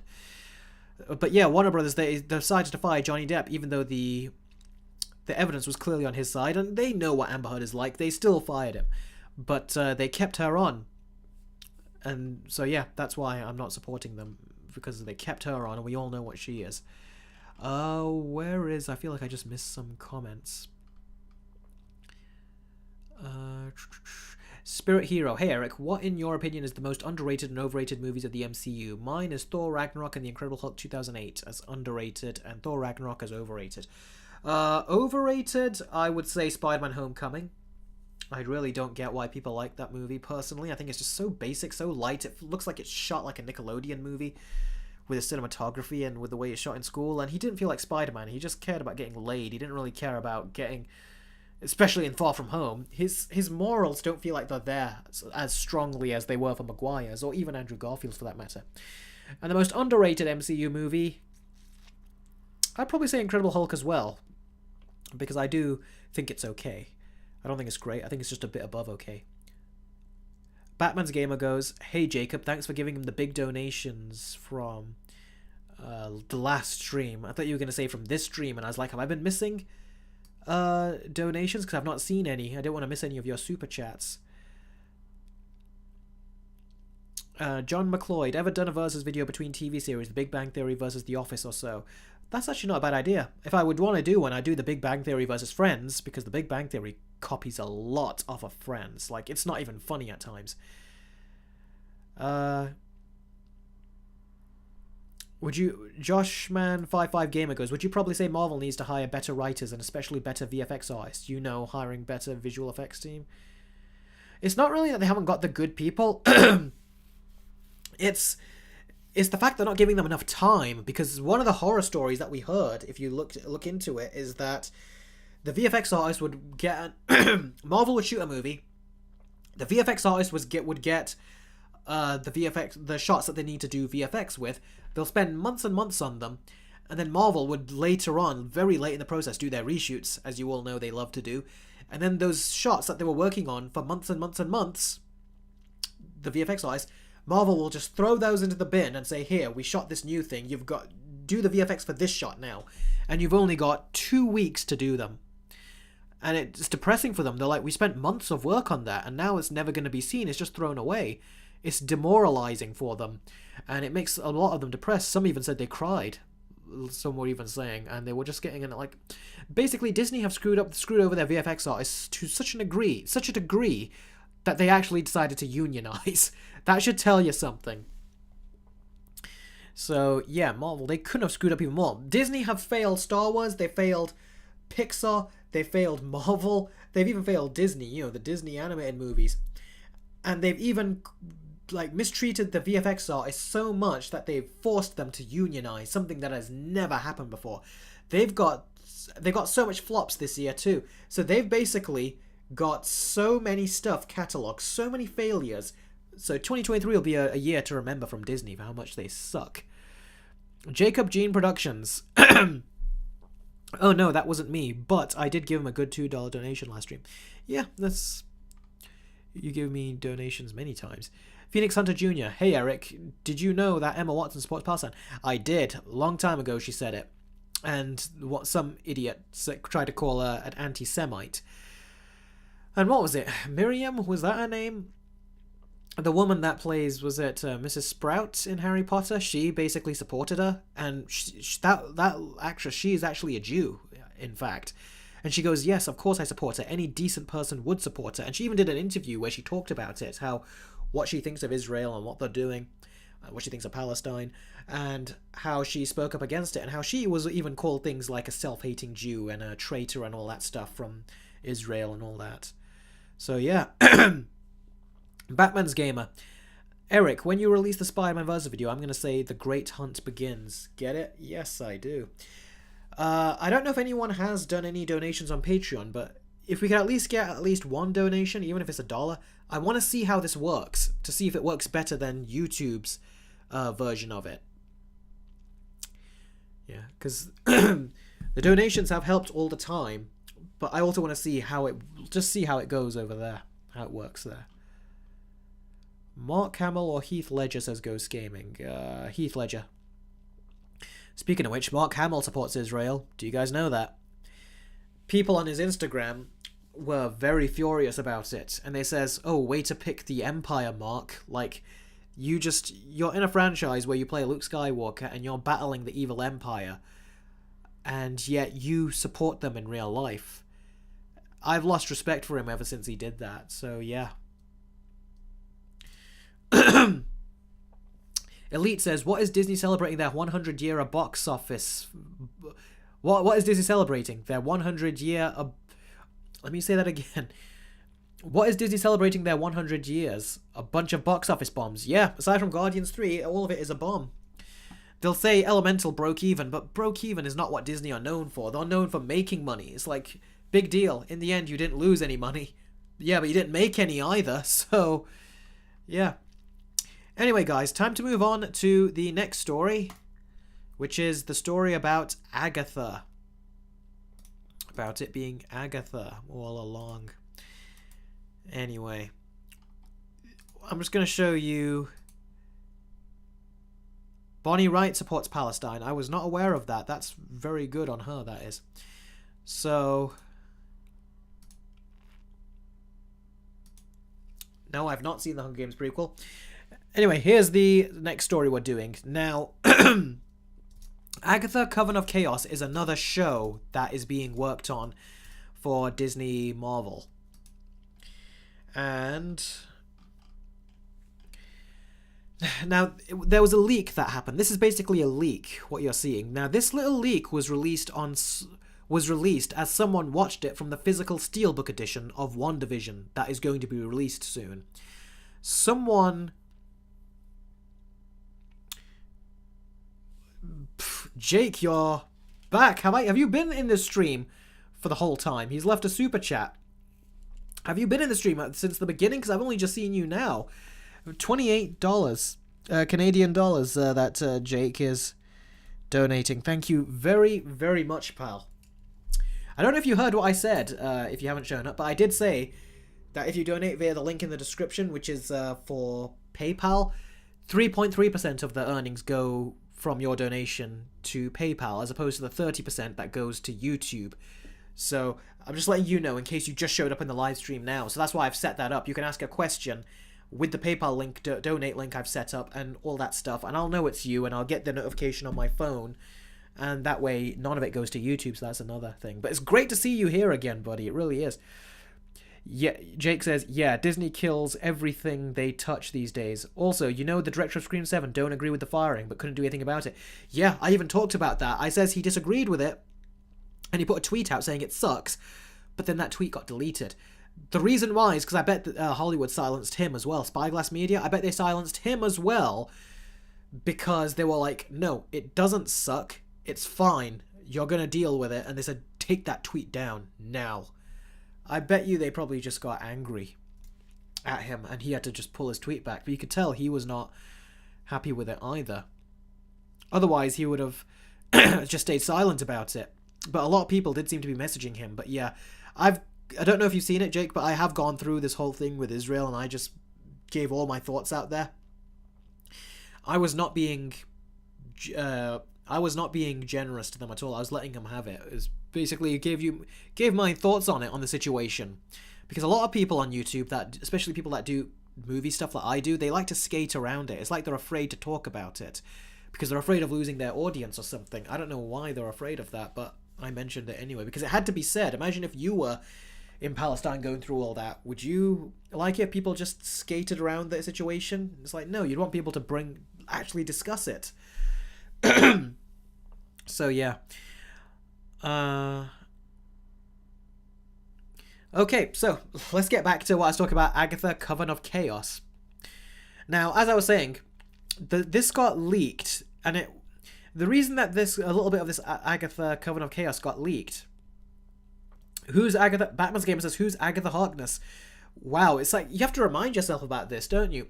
Basically, on the show WandaVision, you find out that they tried to bring introduce witches into the MCU. And Agatha Harkness was someone that kind of just entered into Wanda's little playground that she made by possessing and controlling the minds of these people to make it seem like she's living a life where Vision is alive and she has kids. Agatha Harkness is someone that just entered her world, and then the show tried to say it was Agatha all along that did all this stuff, when really we all were shown that it was Wanda. And then she even says later, I didn't do anything to anyone, I just cut their strings. You did this to them, not me. And then people were like, see, so it's not Agatha all along, even though they were saying it was Agatha all along, and people are saying what a great twist it was that it was Agatha all along. It was just so ridiculous. I mentioned that, and I felt like I was taking crazy pills, that people just weren't seeing this when it was so obvious that it would seem like a plot hole or something. But basically, yeah, Agatha is a character that was introduced in WandaVision, and she was supposed to be a bad character. I think she was only put there just so they could say, see, Wanda is not so bad. She fought another bad person, so this other bad person seems more like the bad person rather than Wanda. Even though in Multiverse of Madness, which is the very next movie, Wanda becomes a full-on bad person. So it's like, Disney got scared to make her an evil bad guy, so they had to fight another bad guy, so that bad guy seems worse than Wanda did.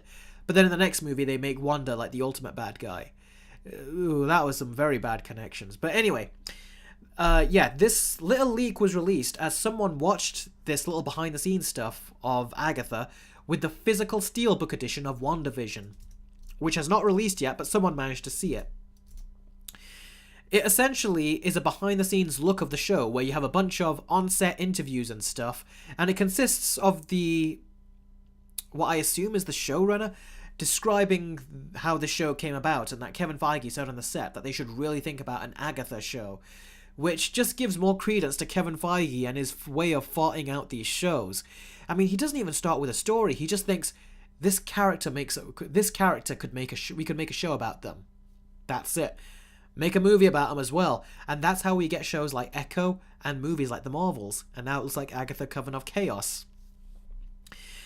Anyway, it really is just a generic behind-the-scenes set interview type thing, but it doesn't seem interesting. It just seems like another MCU show, and it really didn't need to be made. And from what I have heard from some online rumors about the show, it was being written during the MCU's bad quality phase of movies and shows. So this is just going to be another one of those, as when Marvel were just cranking these out very quickly, writing them very poorly. This show was made during that time, before they were saying we have to reevaluate all this. So this show is going to be, if you go by that, is going to be another stinker. So, yeah. So what do you guys think of this show? Have any of you seen this behind-the-scenes leak, or do you even care?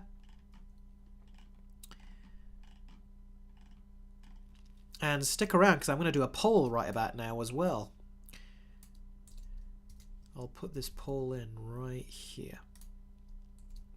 Do you think Agatha Harkness do you think the Agatha Harkness show will be any good?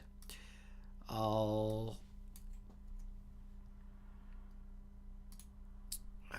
start the poll right here, and your answers will be yes, no, maybe, and we'll add a fourth one in here.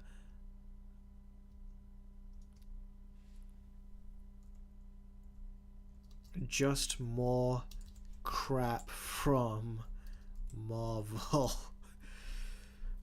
Just add a bit of a savage one in there, why not?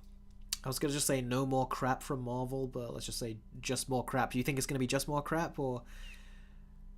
we'll see. I'm curious to see what you guys think of this poll. So, Okay, here we go. Go. Let's see what you think.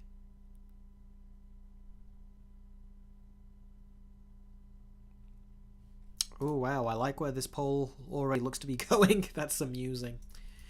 Because, yeah, they do seem to be just making a lot of stuff where it's like, you don't need this. Just make something that people actually want and make it well. No one wanted an Agatha show. Plus, it's been so long now, I think most people will just forget about Agatha by the time it comes out. They'll be like, yeah, maybe I wanted to see more of her back then, but it's been so long now, I don't really want to bother. Yeah, it does look like a Halloween show, but it looks like it's almost being produced in the same way that a lot of these shows do. There's a cheapness to it as well. Lindsay Curtis goes, hello Eric, hope you're having a great Thanksgiving weekend, and I have a question regarding Marvel's future projects. Do you think they'll continue to be terrible, or will there be some hope left? I think they're going to continue to be terrible until, quite frankly, even after Secret Wars. Because they need to really reevaluate what they're doing, but Marvel works so far ahead that they're panicking. They're realizing, crap, we've already got a lot of this stuff in production. It's why Echo, they're just dumping it all in one day. Because they're clearly scared of all of this stuff.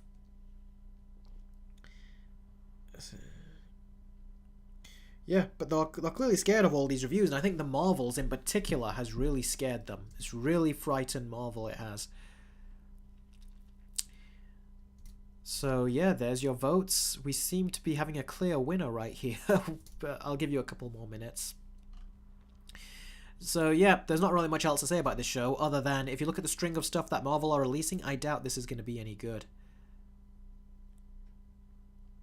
Cam D'Amelio says, Agatha was a super popular character from WandaVision, but I agree, the show should have come sooner. Yeah, it should have. If that's the time they should have strike while the iron is hot. Winter Soldier plays a part of the MCU story because S.H.I.E.L.D. was really operated by Hydra. Batman's Game of Marvel just makes something that plays a part of the larger story. Yep, that's something they should also do. Lindsay Curtis, I also forgot to ask another question in regards to the recent horror movie Thanksgiving. If you've seen it already, what are your thoughts? I saw it yesterday and gave it an honest score of 7 out of 10. Well, Lindsay, I actually did, it was about a week ago now, 6-7 days ago, I did another live stream where I reviewed Thanksgiving on the live stream, and I gave it a score there, so check that out. I put the timestamps there, so you'll be able to find easily where to go, which part of the live stream to go see that part of the streams. I recommend you go there. I remember I was having a bit of a difficult time giving a score to the movie. I remember I was having a bit of a difficult time with that. But, yeah, my score pretty much is what I gave it. Okay, I'm going to end the poll now in 5, 4, 3, 2, and 1. Batman's Gamer, that can't be true. Ben Affleck is said to return as Daredevil in Deadpool 3, because I heard that he said no. And that his wife was going to show up, but he wasn't. That's what I heard. Alright, let's end the poll. And let's see. Do you think the Agatha Harkness show will be any good? 64% said just more crap from Marvel. 25% said no. 6% said maybe. 3% said yes. So that's... wow. That is essentially 89% that said this is not going to be a good show. Yeah, that poll kind of was obvious, wasn't it, Pizza Man? Let's see. Big Bash goes, did you watch the Napoleon movie, Eric? No, I did not. If I watch it, I'll watch it on Apple Plus, but honestly, I doubt I'll watch it. There's still a lot of movies I gotta watch, which I haven't seen, so yeah. Velka Estella goes, do you think Venom can work as an anti-hero if he's written well? Maybe, but not in the story that I want to see of him personally. He always has to be a villain. So yeah, he could, but I think he's most effective when he's a villain. Jacob Gene Productions goes, "Hey Eric, I sent you a playlist of my movies over on Patreon messages. They range from 13 to 56 minutes long. Hope you enjoy them." Okay, no problem. I'll give it a watch and see. Thanks for joining me on Patreon, by the way. Let's see. Were you the one that just recently joined? And I think I've just gave you a shout out on the stream, and I said you joined. Justin Reed, is that you or? Oh. Yako, it's you. I forgot. See, this is what happens to me. I said I'll probably forget. Just got the message. I'll look at it later. Comic Book King, great to see you here. Did you know Edgar Wright was originally going to direct the first Ant-Man movie? Yes, I did. It would have been so interesting, but he left the project because of creative differences. Clearly, Kevin Feige wanted to control him and not give him proper creative control, so he left. Which, good for him.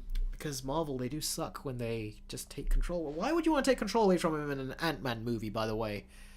What could Edgar Wright have wanted to do that would not have worked? I'm so curious to see what he would have done with that. Better than the director that we got later with the Ant-Man movies. Jacob Gene Productions go, haha, yeah, I'm sorry, I forgot to change my name back to Yako the Volcanic Muto. Yeah, it's alright, I'll get used to it eventually. Jess goes, I don't really care about that Agatha show, it sounds pointless. Yeah, a lot of the MCU stuff sounds pointless. It's very problematic what Marvel are doing for themselves. They're not doing themselves any favours, are they? Jess says it again, who even asked for this? No one.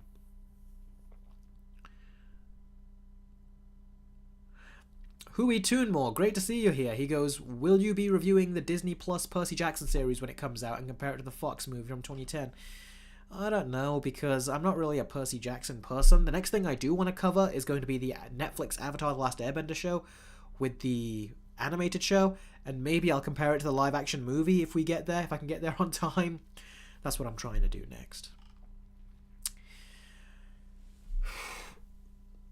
Okay, guys, I'm actually getting quite tired.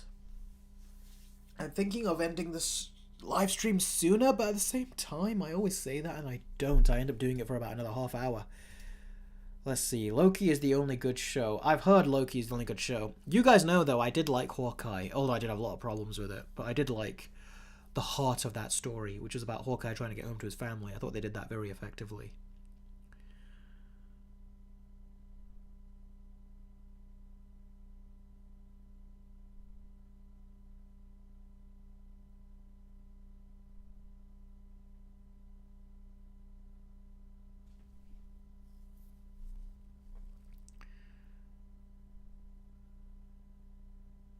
Hui goes, fair enough. Me, I'm totally looking forward to Percy Jackson. That's great. I just wish I could get and, share that hype with you, but I never read Percy Jackson. And I didn't even see the first movie either. Just parts of it. Cam D'Amelio says, Marvel wouldn't be where they are if Kevin Feige wasn't in charge. That is true. But they also... It works for the good and for the bad. Because if it wasn't for him... Yeah, they wouldn't be in the situation they are, but they also wouldn't be in the crap fest that they are either. At the same time, though, the Russo brothers, I feel like, were mostly responsible for the stories that really pushed the MCU forward, like The Winter Soldier, Civil War, how that pushed the story forward, Infinity War, Endgame, they really pushed the story forward. And blimey, Jake, your kindness and generosity knows absolutely no bounds. A $70 donation from Jake. Thanks for the promotion. Last live stream went from 75 subscribers to 96. Oh, that's great. That's about 21 subscribers. I didn't know that would have worked. I was hoping it would, but great. 20 plus subscribers. By the way, have you seen the movie The Creator? I recommend it. No, I haven't. I do want to. I've still got a backlog of movies that I need to see first, so yeah. That is Batman's Gamer goes, Jake is at it again. Yes, he is. I don't know if I've met someone who's that generous. Like, seriously, that is so generous. The doorbell is ringing. I wonder, have they ordered, or is that my Steam Deck? Wishful thinking if it's my Steam Deck.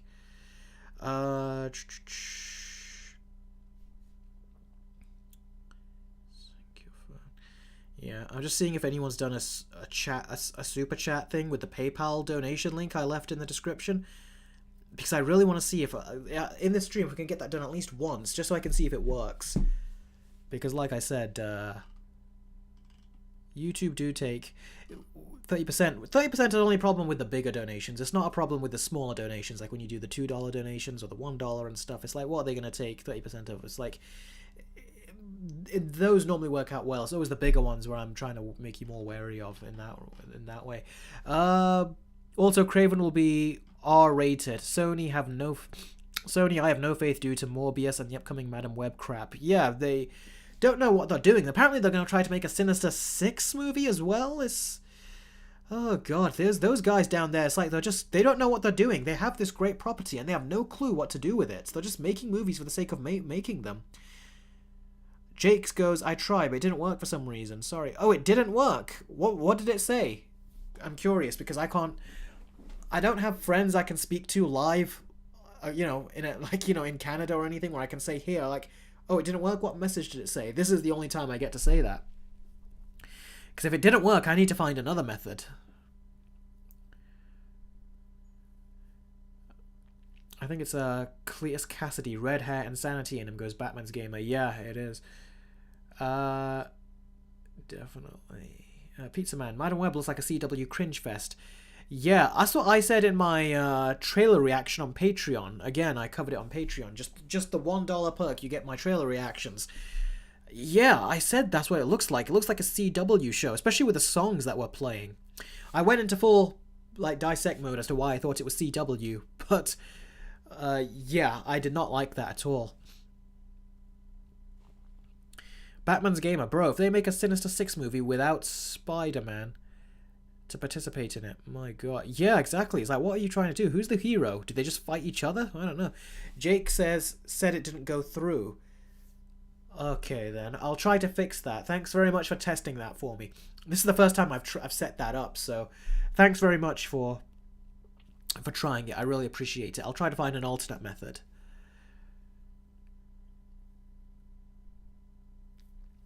I platinumed all 3 Insomniac Spider-Man games. That's great, Big Bash. They're fun games to do it with. Marvel needs its own DC Elseworlds label to have good standalone movies and shows set outside the MCU, similar to Joker and the Batman. Yeah, that could be interesting. That's what we thought Venom could potentially have been if they made it like the movie Upgrade and rated R, but they didn't go through with it. Batman's Gamer goes, bro, you want to talk about songs? The Meg movies use pop and rock songs in the movies, especially action sequences. I can't remember that in the first movie, but I haven't seen the second one yet. Do they do it in there as well? Oh boy. Eric, do you like this idea that Sony making a Sinister Six movie? No, I don't. Jess, I really don't like that idea, but they're doing it anyway, whether Eric likes it or not. Batman's Gamer, I'm playing Marvel Spider-Man 2 right now. That's great. I've already completed it, although I didn't get to finish the side missions. I played a couple of them. Have you heard about the Squid Game, the challenge drama? There's so much to talk about, and it's terrible. It is terrible. I watched a couple of clips on YouTube. And the way people talk about, like one guy says, I'm really scared about my mom and all that. Like he's talking about he's going to lose her for real. And people are saying, you're not going to lose her for real. It's a fake show. It's so cringy. My dad did watch, I think, about half of it on Netflix, the first episode. And he goes, there's about 20 minutes left or 30 minutes left or something. And the whole game part of it is done. And I said, really? So what's the rest of the episode? He goes, he stopped it at that point. I wonder if Netflix see that on their on their viewer logs. They'll say, "Oh, people left at this point." Big Bash, Batman's Gamer. What do you think of the game? Pizza Man, why are they doing this? Is Sony stupid? Yes, they are stupid. There is no other way to put it. They are very stupid. Batman's Gamer goes, I beat the main story 4 times. Already I'm in love. You mean you've played Spider-Man 2 4 times? Wow, buddy. Eric, my advice to you is to have fun with it if you don't like it. You talk about the bad Sony movies? Well, if you watch Venom 2, there is no having fun with that movie. It was just a headache. It was. A lot of noise is all it was.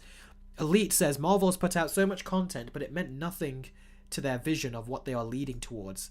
Yeah, exactly. It does mean nothing. It's like they've got no... They're not planning anything at this point. If they say they are, it's not.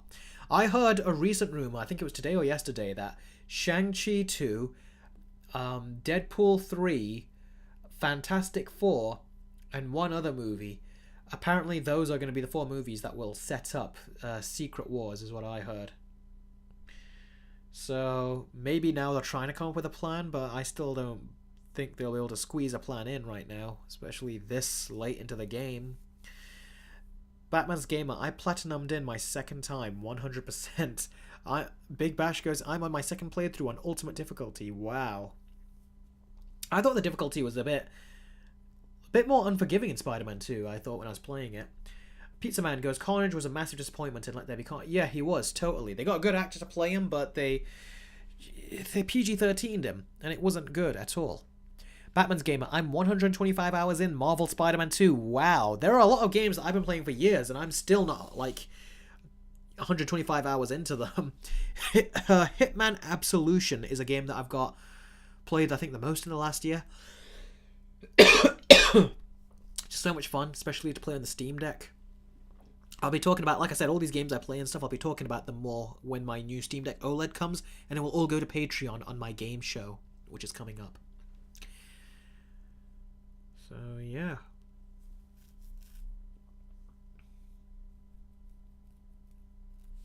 Let's see. Any other questions you guys have? In the meantime, I'm just going to check what's up with my delivery. Yep, Steam Deck is still not arrived yet. Still a long way. Probably because Sunday, but... yeah, it's taking a long time to come. Caldin goes, hello. Jake says, the first video game I 100%ed was... what's that say? This heart is in the way of that. Oh, there you go. The first video game I 100%ed was the Over the Hedge game. That, lol. That lol is definitely well used. That is one heck of a first game to 100%. Makes me wonder, what game have I 100%ed? Ooh. I can't remember. I need to look through my collection. Ooh, I'm trying to think. Maybe Unreal Tournament. I think that was a game that my favourite game of all time that I 100%ed. I was so close to 100%ing Arkham City, but there was one puzzle that I was struggling with. Just one puzzle. And I was playing it on the OnLive game streaming service back in the day. And that service shut down, I lost my save profile, so it's gone. But the one that I was doing so good at.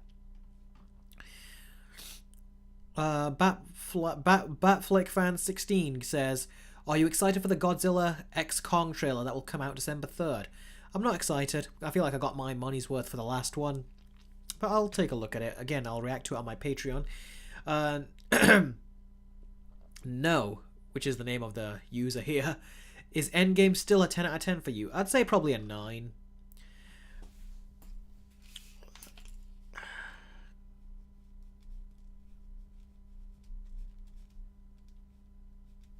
Oh, we got Patrick Style here, who's done his first super chat. Thank you very much for your donation there, your first super chat. How do you feel about Joker 2 being a musical? I think it's ballsy. It's a very cool idea. So long as they don't do something stupid, like say we're gonna pull, we're gonna do something like kill off Joaquin Phoenix's Joker and then have the new Joker be the female one, which is going to be Lady Gaga playing Harley Quinn.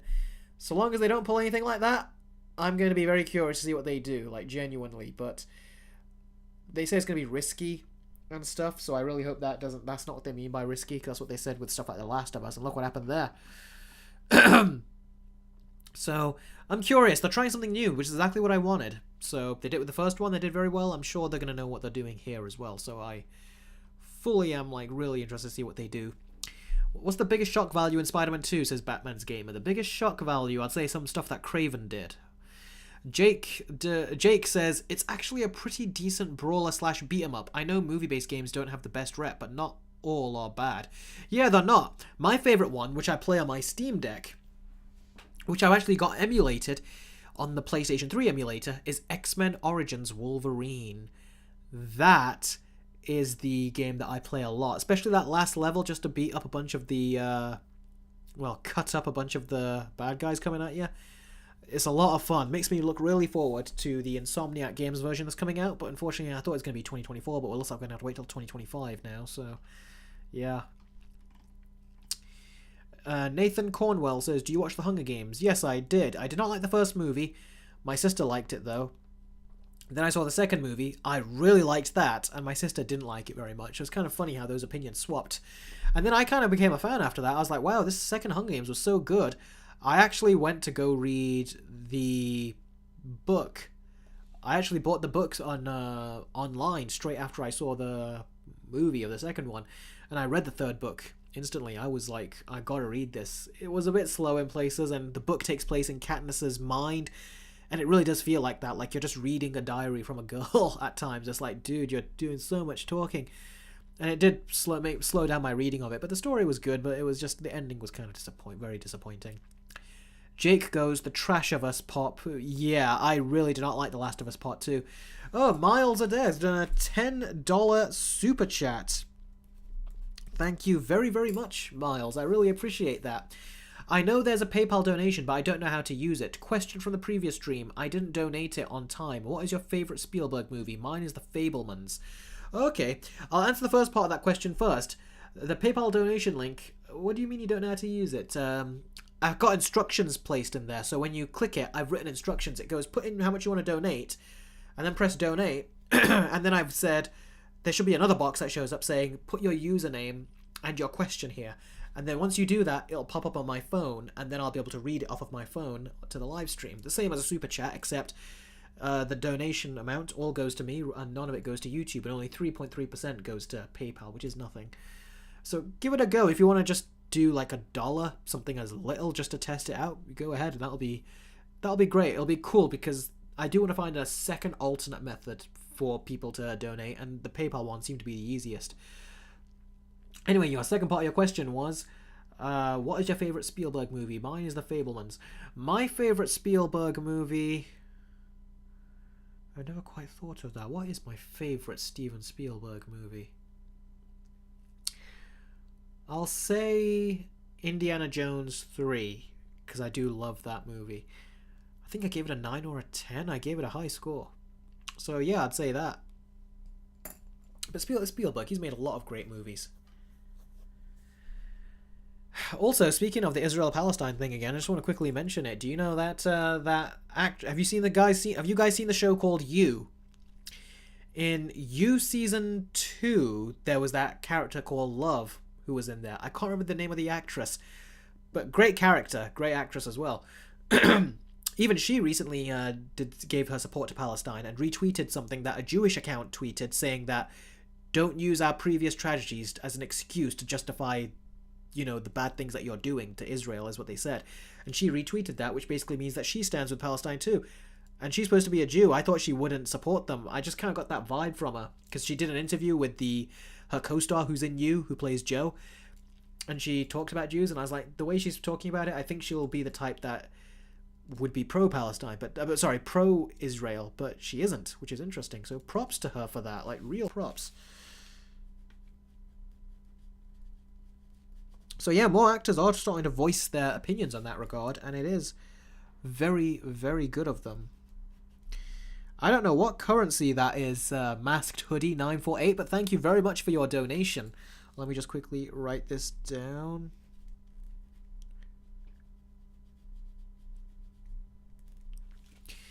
Who would you get to play Batman in the DCU? That is a good question, and not one I was even thinking of. Some people are wanting Soldier Boy from The Boys. What was his name? Some people are saying make him Batman, but I don't really think so. He's voiced Batman, I think, in an animated one, but I don't know. He hasn't got the look on him when I'm like, that is Batman. I want them to cast an unknown. Someone unknown that can play the role. We could see what he would do with it, because we've already got a big star in Robert Pattinson playing Batman, so I think now it would be cool to see a new actor play Batman. Kind of like how James Gunn's got a new actor to play Superman. So that would be cool. That's what I would like to see from that. So I don't know who could, but I'm willing to see someone new do it. I think for this one we should get someone new doing it rather than another big name.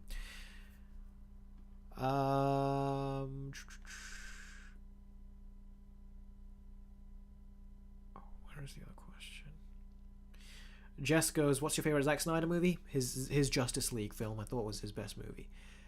That Owls movie was also pretty cool. Jacob Gene Productions goes, Eric, imagine if someone made an orchestral music into intro for the Versus videos, or if someone were to score an entire Versus video for you.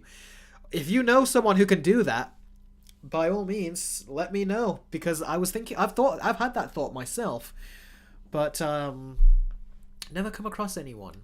So yeah, it could. I always wanted, back in the day when I was doing 3-minute reviews, I always wanted that show to have like this big great intro, and I did the intro that I did, which was a more simple one, but I wanted like a big intro with fire and flames and an epic soundtrack.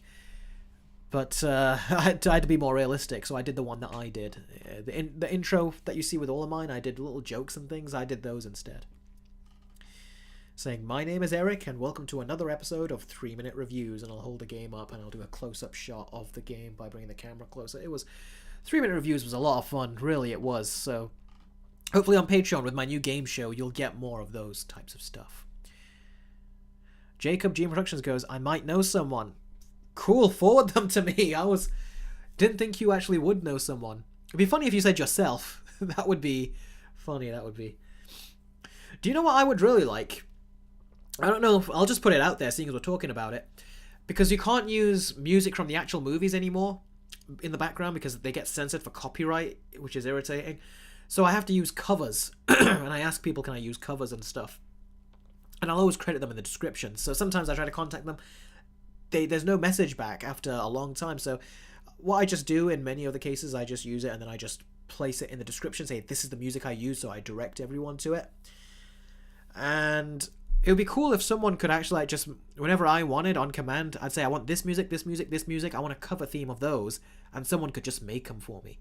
That would be great. So that way if I want to do videos like, say, well, music like, say, for the Aquaman versus video, for the Chicken Run versus video, I'll have versions of the movie's music to use in the background.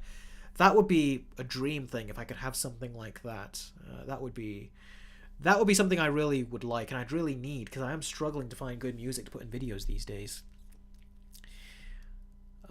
So yeah, Jacob G Production, send that person to me, or forward them to me, or tell me who it is, and I'll be very interested. Yes, yeah, indeed, Arturo, so much for fair use.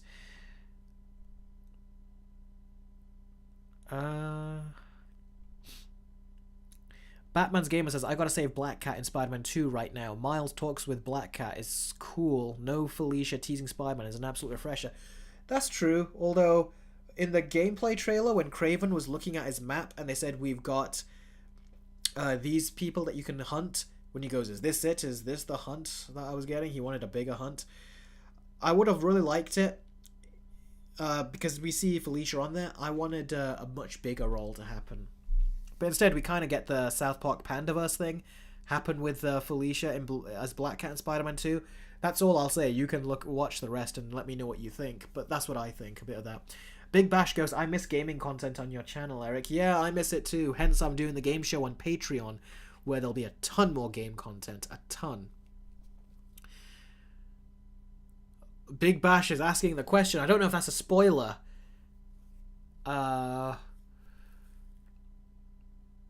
I want to answer it, but at the same time I don't. I'll just say, hopefully the person who's still playing that section will not look at that question. But I did not like it. The way it was just so quickly brought in, I was like, is that the only reason this character is here?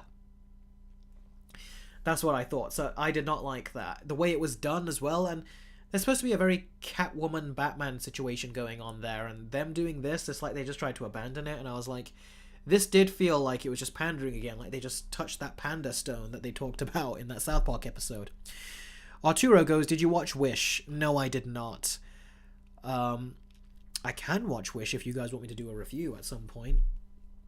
But again, that's how your your super chats really did help, because when I went to go see the Marvels, I used your super chats to go in there, then I came back and did the review. So like I said, those all really help. Arturo, what are your thoughts on Blue Beetle? I still haven't seen it. I actually wanted to see it, and so I could discuss it on this live stream, but I didn't see it, so instead we got the Agatha story. That's true story. I was actually going to see Blue Beetle, but I didn't have the time to do it. So Yeah, I came up with this other story to talk about. Scream needs a H2O. Yes, it kind of does, doesn't it, Parker CS? It does need some kind of redo, but honestly, they can do whatever they want with it. As far as all I'm concerned, I'm done with that franchise now. Not because of the movies they made, but because of what they did when they fired Melissa Barerra. Bigoted Hollywood. They always think they're there helping the little guy, when really they're the ones contributing to their pain and suffering. Jess goes, Eric, do you prefer originals or remakes of movies? In general, I prefer the originals. The G Gamer. The fact the Little Mermaid remake got a higher score than Wish is baffling, and I've seen both. Yeah, from what I've heard, Wish is just very dull, whereas Little Mermaid was just bad. But then again, I don't know if Wish is bad. But I think for Disney standards, Wish is very bad. Thing is, for all this bad publicity like Disney are getting, good. The stuff they've done, the hypocrisy they've shown, remember, they silenced Mark Ruffalo as well, so they deserve whenever they get this stuff. They really do.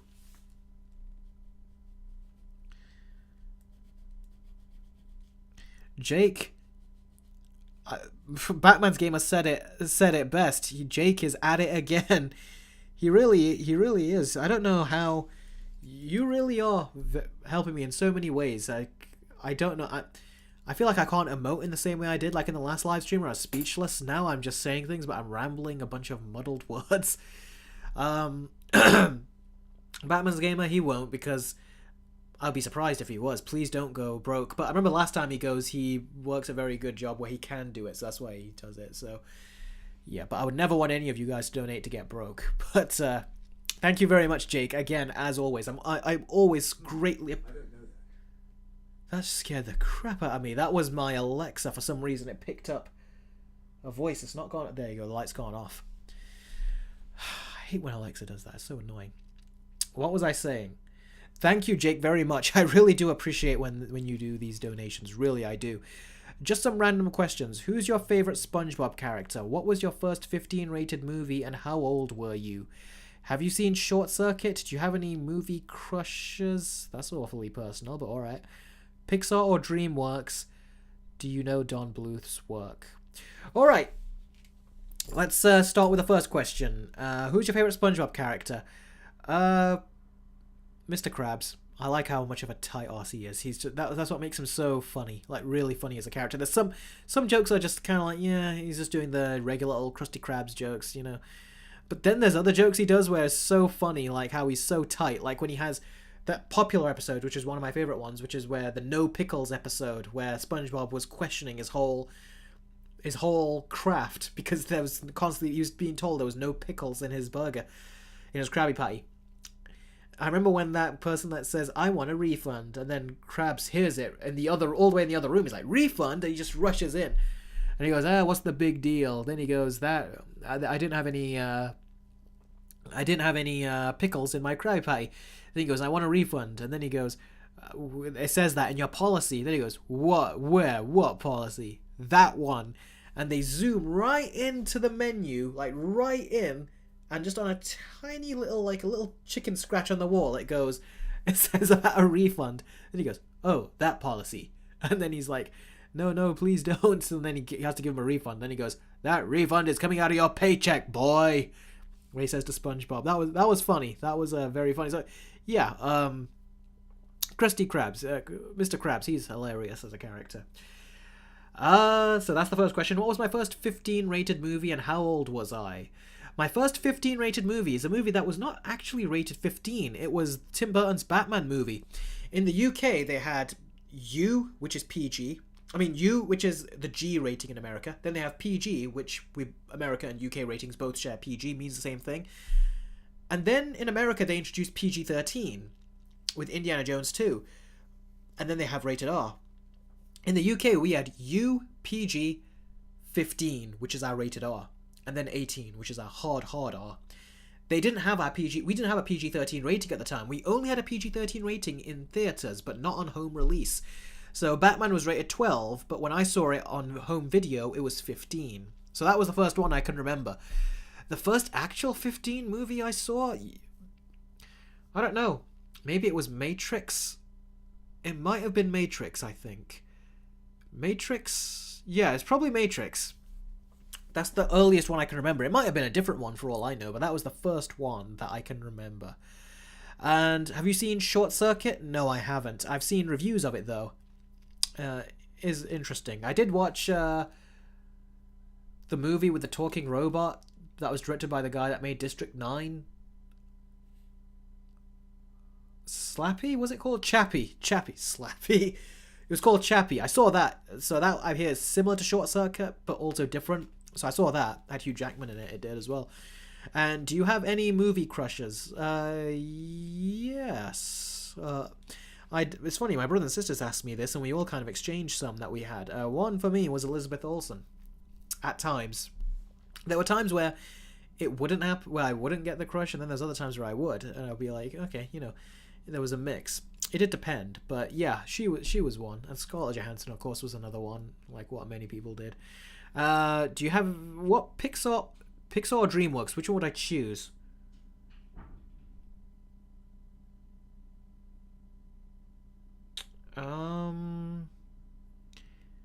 I'd say modern DreamWorks now, Pixar back then, because Pixar back then was like at the top of their game, like constantly releasing great stuff. But if I had to say overall, I'd say Pixar, even though I do love DreamWorks as well. But if I had to pick one like that, then I would say that. Mr. Krabs was in Daredevil Season 2. Yeah, I know the actor. I've seen him many stuff. He's also going to be in the new season of The Penguin Show. He's going to play Maroney in that show. Do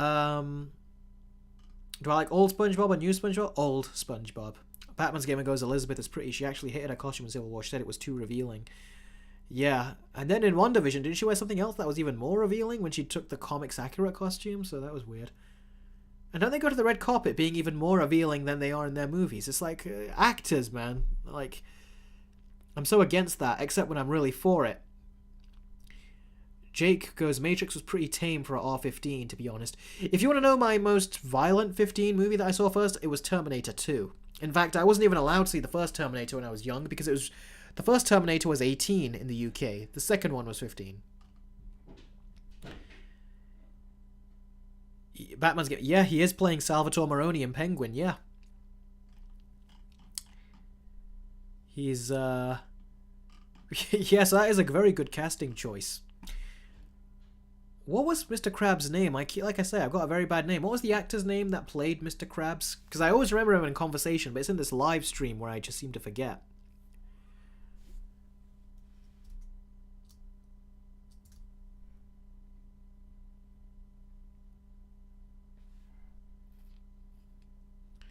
Where's Michael Keaton's Vulture now? Or did the Spider Society capture him? I don't know. He's bouncing back and forth between a Sony universe and a Marvel universe right now, because Sony brought him back into their universe, didn't they? Which is so stupid in the Morbius clip. But apparently in the next Spider-Man, Clancy Brown, that was it. Clancy Brown plays Krabs, is playing Salvatore Maroni. But yeah, there was... Savage Press as well. He's done a lot of voices. He also did Lex Luthor in the animated show of Superman and Justice League and stuff.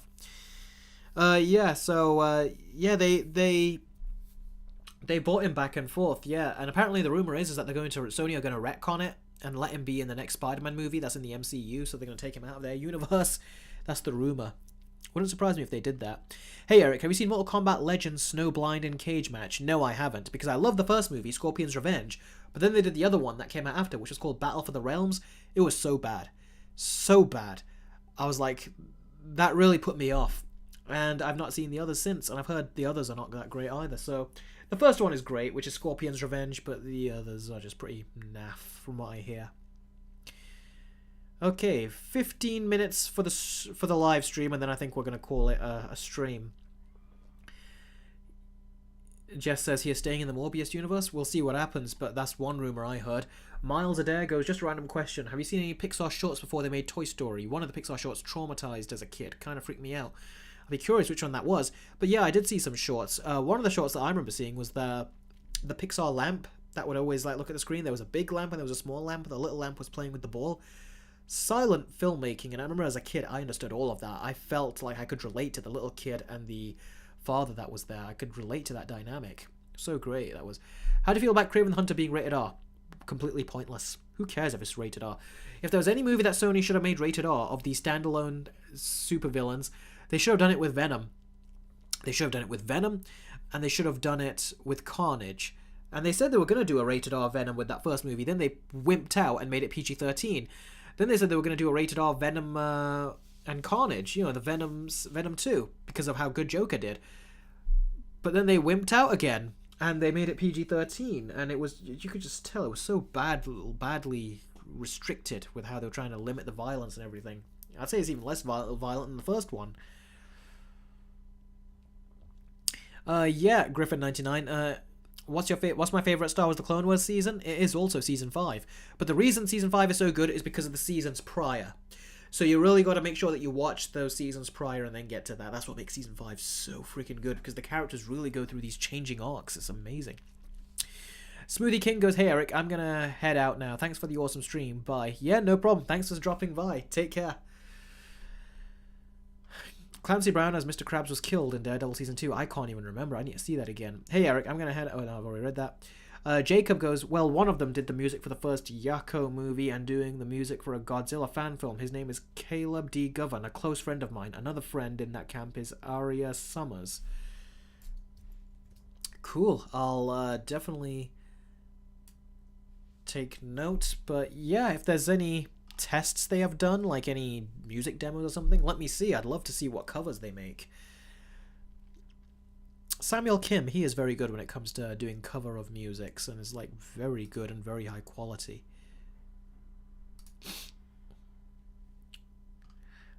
Parker goes, "What happened to the YouTuber James Universe? I do not know who that is. Although I used to watch a YouTuber when I was a kid on YouTube called Jedi Master Rag, or Music Gamer 27, which is what his second account was, but he shut them both down. I honestly don't understand that.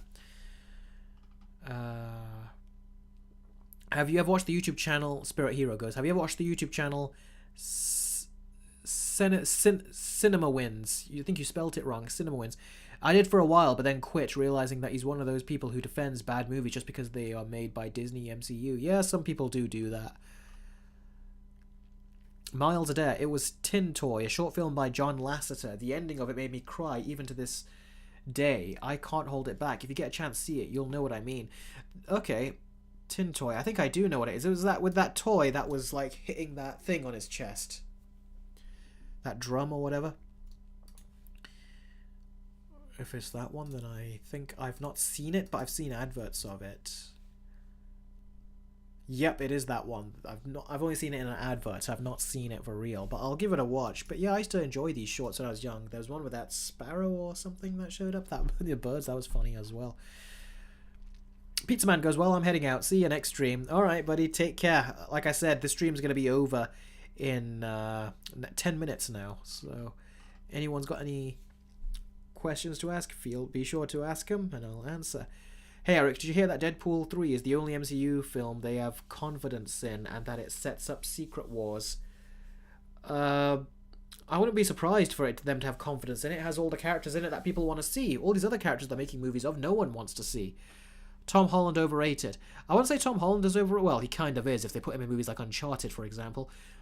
But I'd say he's a very good actor, but it's just that they don't give him the good writing for stuff like Spider-Man. He was very good in that Netflix movie, The Devil something. I can't remember what it was called, but he was very good in that. That was the best performance of his. Have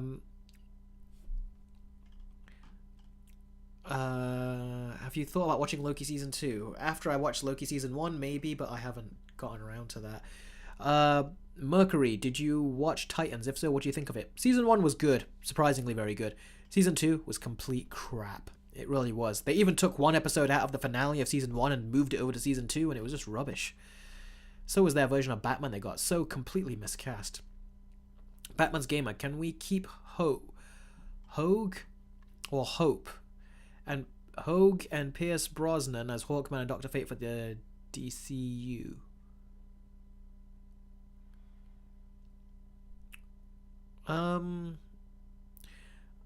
Pierce Brosnan, yes, I would like to, but not the other. But at the same time, I feel like they should just reset all of them at this point.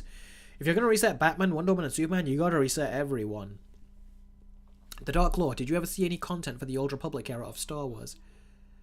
I saw some trailers. I heard about the game. Not really much else beyond that, but I've heard some cool stuff. Does Oscar Isaac look like a young Bruce Campbell, or is it just me? He's probably got elements, maybe features, but I wouldn't say he straight out looks like that.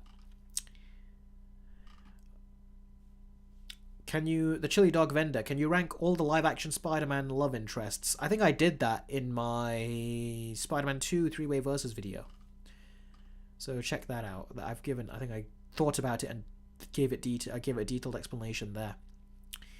Have you seen Monsters Incorporated? Yes, I did. That was also a movie I saw as a kid. Loved it as a kid.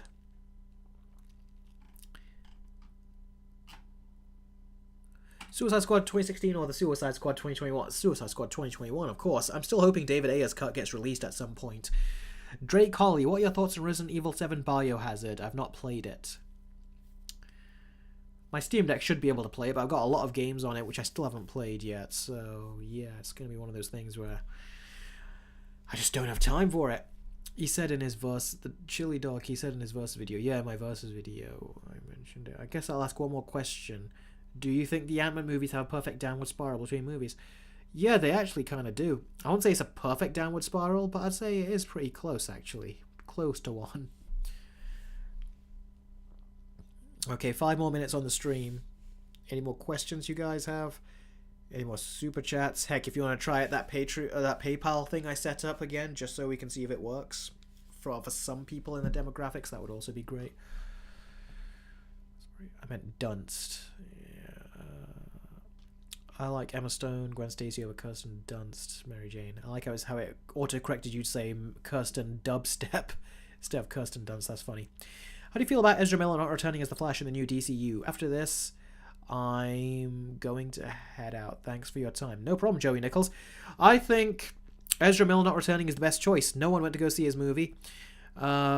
Geeks like me went to go see it, but no one else did. And honestly, he's gone so far with how crazy he is. I don't think anyone can trust him anymore. The studios can't trust him. We can't trust him. He's a liability. So, of course, getting rid of him makes sense now. Spirit Hero goes, I'm going to head out now. Thanks for the time, Eric. No problem at all. I'm going to head out in about 5 minutes now. Just under 5 minutes. The Movie King 3000. Do you think it's a good idea for Spider-Man 4 to be another multiverse movie, but with Sony's characters? Because it's being rumoured, but I think it's stupid. It is stupid. It is really stupid. They should just give him a good standalone movie, but the thing is, clearly, I don't know, it's like they just don't know what to do with these standalones anymore. Grant Gustin could have been Flash in the movie over Ezra Miller. Yeah, but I don't like Grant Gustin anymore either, because his friend that played that character in the 4th season, the stretchy guy, he was done for some really old tweets, and Grant Gustin, says he basically was like all up for firing him for it, which is so stupid. And the show constantly goes on about giving people second chances, and they go ahead and do that.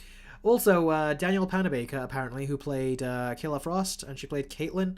She's one of the people that supports Israel, by the way, in Palestine. I only found that out recently because apparently about 200 actors signed a letter.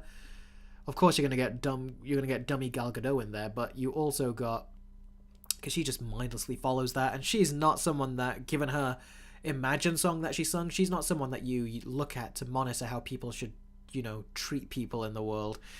And also, yeah, that Danielle Panabaker, she also supports it. She also signed that letter.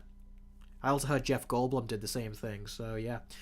Miles Adair, last question. In your Flash versus video, I was kind of hoping you were going to talk about Andy Muschietti defending the VFX and James Gunn calling the Flash the greatest superhero movie ever made.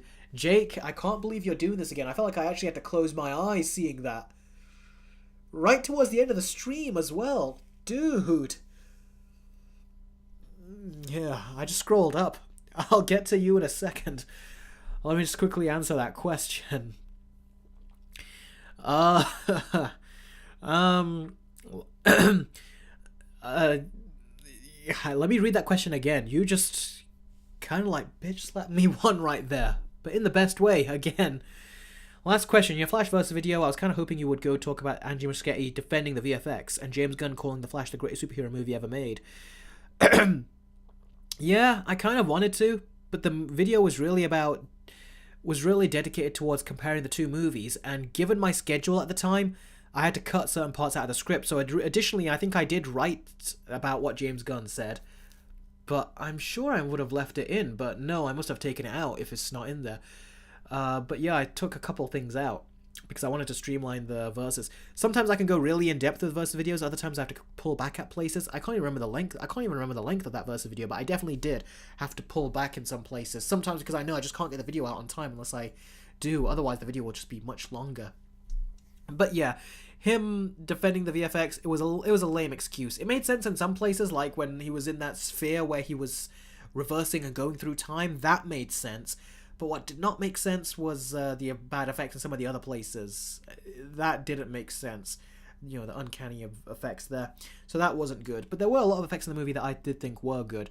And James Gunn calling it the best superhero movie ever made, I think he did that because of the... Was it because he's head of DC now? He kind of has to be that kind of team player. And also because I think Shazam 2 did not do well. Was it under predictions or whatever? Like whatever was projected for it, it went under, so he realized crap. So I think the studio must have told him advertise it as such. But then again, he did hire the writer, not the actual writer, but Kristen, was it the I can't remember the writer's name, but he hired her to come back, not knowing that she didn't write the whole script. It was other people that wrote it, and they somehow SAG-AFTRA, they gave her credit for it. So she's one of the people in his writer's room, which is not good because of the movies that she's written. But yeah, they did that, and yeah, it's just not good. But clearly he liked the movie a lot to the point he hired her on. But I don't think it's as bad as people say, but I don't think it's as good as he said. Like one of the greatest superhero movies? Like, come on, no. The Dark Knight is one of the greatest superhero movies. Days of Future Past, Logan, Joker, you know, those are some of the greatest superhero movies. And this one, nah, I just did not see that. But yeah, Jake, it's time to come over to you now, buddy, and I don't know how you were able to do this again. So let's see what you're saying. That's $280. I actually do write these down. $280 super chat. Thank you very, very much for that. I appreciate the super chat. And Jake says, oh, where'd it go? Where'd it go? Oh, there it is. I remember in high school when I first saw Hunger Games, it's actually strange how much Jennifer Lawrence has changed over years, for better and for worse at the same time. Hated the movie, Don't Look Up. By the way, is it okay for me to mention my top 10 list here, or is that too self-premonitoring? Do you mean self-promoting? No, mention your top 10 list, by all means. You can go ahead and do it. I wanted to see that movie Don't Look Up because it looked funny to me by the trailers and the adverts. I don't think I saw trailers, I saw an advert. It looked funny to me, like mocking the media and everything and how news is done. That's kind of something I want to see. But you didn't like it? I'd be curious to know why you didn't like it. Because it sounds like exactly the kind of movie that I would want to see. But again, another movie I still haven't seen. And yes, Jennifer Lawrence has changed. I mean, she was like top shit at the time. She was like really someone that people would look at, but she really has gone down. Also, she's faked herself up. I don't know what surgery she's got, but her teeth, apparently she just had them taken out and redone with fake ones just to make herself look perfect, whereas that's not what that was just kind of a bit gross to me. Jake, chill out, man. People are saying like, yeah, I know. Dude, how is your financial income? He said it was very good. Pretty good. Yeah, he's even said, yeah, pretty good. Clearly very good. Makes me think, if I did end the stream 5 minutes before, would you have done it? I probably would have missed it. One more question. Jake goes, yeah. To who, though? I don't know. What's my favorite X-Men movie? Logan. After Logan, Days of Future Past. Drake Holly, one more question. Have you ever heard of Biolante, a giant plant monster Godzilla fort? I actually haven't, funnily enough. Alright, Jake, go ahead. I'm waiting on you, and then we're gonna end the stream in a couple of minutes. Name your list. Thanks again for the super chats. It was so nice. It's always very, very helpful when you do those super chats. YouTube will take 30% though. That's kind of what they do. And when we convert Canadian dollars to pounds and then take 30%, it'll be a bit irritating when YouTube do that. But I will find a way. I will try to find a way so you guys can do donations in a way where all of that revenue can come to me and none of it will go to YouTube.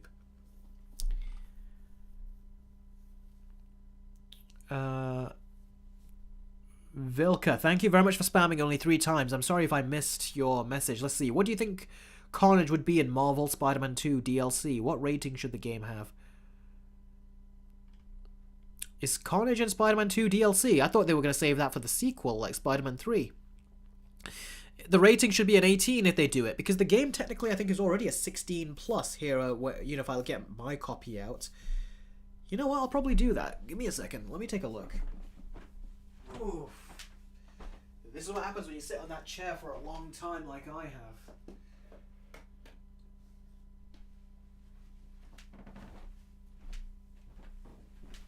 Oh, I feel like I need to give a good stretch, seriously. Oof. Okay, so here's the game. 16 rating as it is. Let's bring that closer to the camera. See that? 16.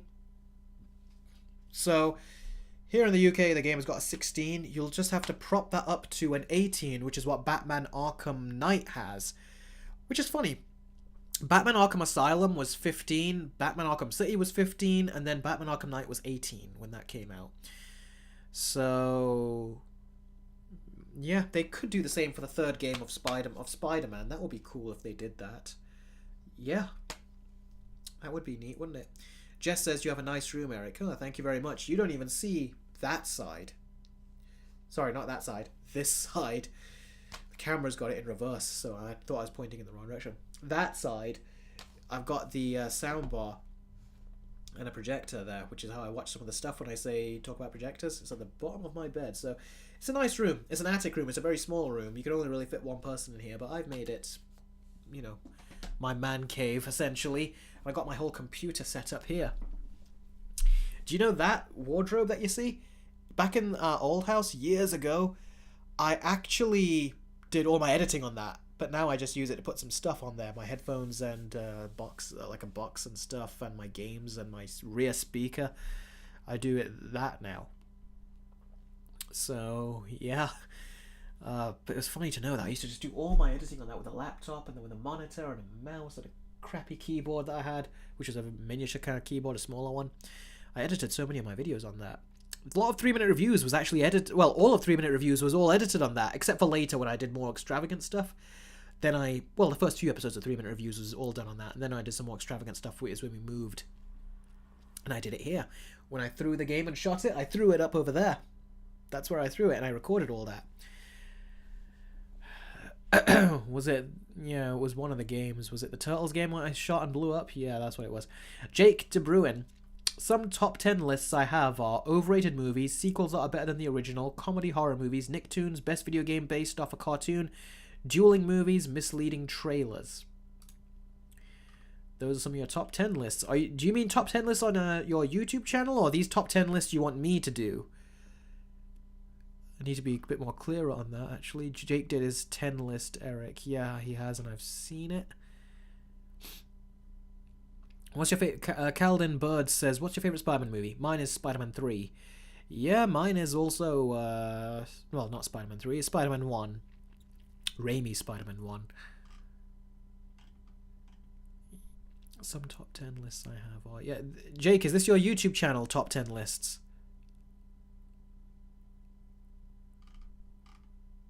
Yeah, on your channel. Yeah, good, because I was a bit confused. When you said top 10 list, I thought you meant a top 10 list of one of your favorite movies you wanted to give. I'll check out your channel as well. I'll give it a look. Eric, you gotta kick Velka off the stream. Why? What's he doing? Oh yeah, he's spamming 3 times. Velka, I remember I said you could spam 3 times. I'll give you permission to do that instead of spamming the 7 or 8 times you were spamming. You're spamming a bit. You need to give a bit more of a break before you spam the 3 times again, because I'm actually seeing 3 sets of 3s very quickly, and only a couple comments are separating your spams. Yeah, you're doing these actually quite a lot. Actually, in this one, you've only got like just 2 comments that are split up that are separating your spams. Take a break. Here's the thing, Velka. I'll answer your question, but you only get to do 3 spams, which I've given you. Then you got to take 30 seconds. Not 30 seconds, actually. 1 minute, because sometimes the comments can go slow. 1 minute before you can do your next 3 spams, okay? That's a new rule, because otherwise, can you see, if you scroll through the list, your spams are like, they're just more often than they should be. So yeah, I'll try to do that in future. Sorry, I was giving information. Yeah, no worries. Just as long as you don't do it again. I don't mind telling you. I'm not gonna ban you instantly like other people would. You're saying Carnage is the flame guy. You've been saying that actually a lot throughout the stream, actually. I don't know what you mean by Carnage is the flame guy. But I do know that he's Clarence Cassidy. The Dark Lord goes, that sounds fair. Yeah, that's, yeah, you know, you gotta be fair, isn't it? I'm sure we've all been at that place where we've been on one of our favourite YouTubers' streams and we've really wanted to get our question in, that we just enter it a few times so they can see ours. That does happen. I was there as well. I've not spammed that many times, but I have spammed before as well, so... EJP says, are you interested for Joker 2? Yes, I am. Okay, guys, 2 minutes, then we're going to end the stream. Which MCU character has been massacred harder, Thor or Hulk? I'd say Hulk. Professor Hulk, whatever the hell he is, he doesn't seem like the Hulk character. I think they really messed him up. Thor, they messed him up as well, but it was with one movie, and they royally messed him up in it, but they can royally bring him back too if they really wanted to. But knowing Marvel, they'll just probably take him back to his comedic roots. They love comedy. They'll say, well... yeah, he's doing comedy, but he's not doing as much comedy. So see, we pulled back. It's like, yeah, but pulling back means bringing dignity to his character. And Marvel's male characters, they don't really have any dignity anymore. Hulk is a prime example, and Thor. Jess goes, Eric, I laughed when you said that crybaby from Chronicle in your Amazing Spider-Man 2 review. I can't even... oh yeah, I called Harry that, didn't I? That crybaby from... Chronicle, yeah, because in that movie he just got very weird and just started to get angry at things, and I was like, dude, calm down. I remember that was what my reaction was. So I was like, dude, he got annoying to me. I was kind of happy that he got killed when that happened. Oh, sorry if I gave any spoilers about that movie, but is that been out for 2012, 11, 10? It's been out for many years now, I think. James Franco or Dane DeHaan as Green Goblin? James Franco. Dane DeHaan's looked better, but James Franco was meant to look more simple, wasn't it? I did like James Franco's costume as well. James Franco by a long shot, says the Dark Lord. Yep, James Franco by a long shot. Jess goes, Marvel needs to stop with its childish comedy and get more serious and take more risks. That is true. Topher Lloyd. What if Tom Hardy's Venom and Topher Grace's Venom meet and had a battle? Well, I don't really know. That pairing just bores me, to be perfectly honest with you. I'd say Sam Raimi's could probably kick his ass because he's more athletic. Venom as a monster, he's bigger and stuff, but he doesn't really do much compared to the games where he can really cause damage with his weight. Here, he doesn't do it as much. I think he won't really cause as much damage to Topher Grace's Venom. And they both have the same weakness, so who knows, maybe it'll just be a constant... like, just go back and forth constantly in terms of who will... maybe they can't beat each other at all. Maybe that's what it is. EJP says, you deserve 100,000 subscribers. I appreciate that. Who... yeah, I think Topher Grace's could probably beat him. Maybe. Because he does seem a bit more... yeah, he does seem a bit more... I don't know. They're both Venom at the end of the day. They both got the same power and skill set. They both have the same endurance. Maybe it'll just be one of those battles that'll never end. Until Spider-Man pops in and then just starts taking them both out. Jake says, Incredibles does a better job with tone than the MCU. Yep, totally agree. Incredibles does do a better job with tone than the MCU.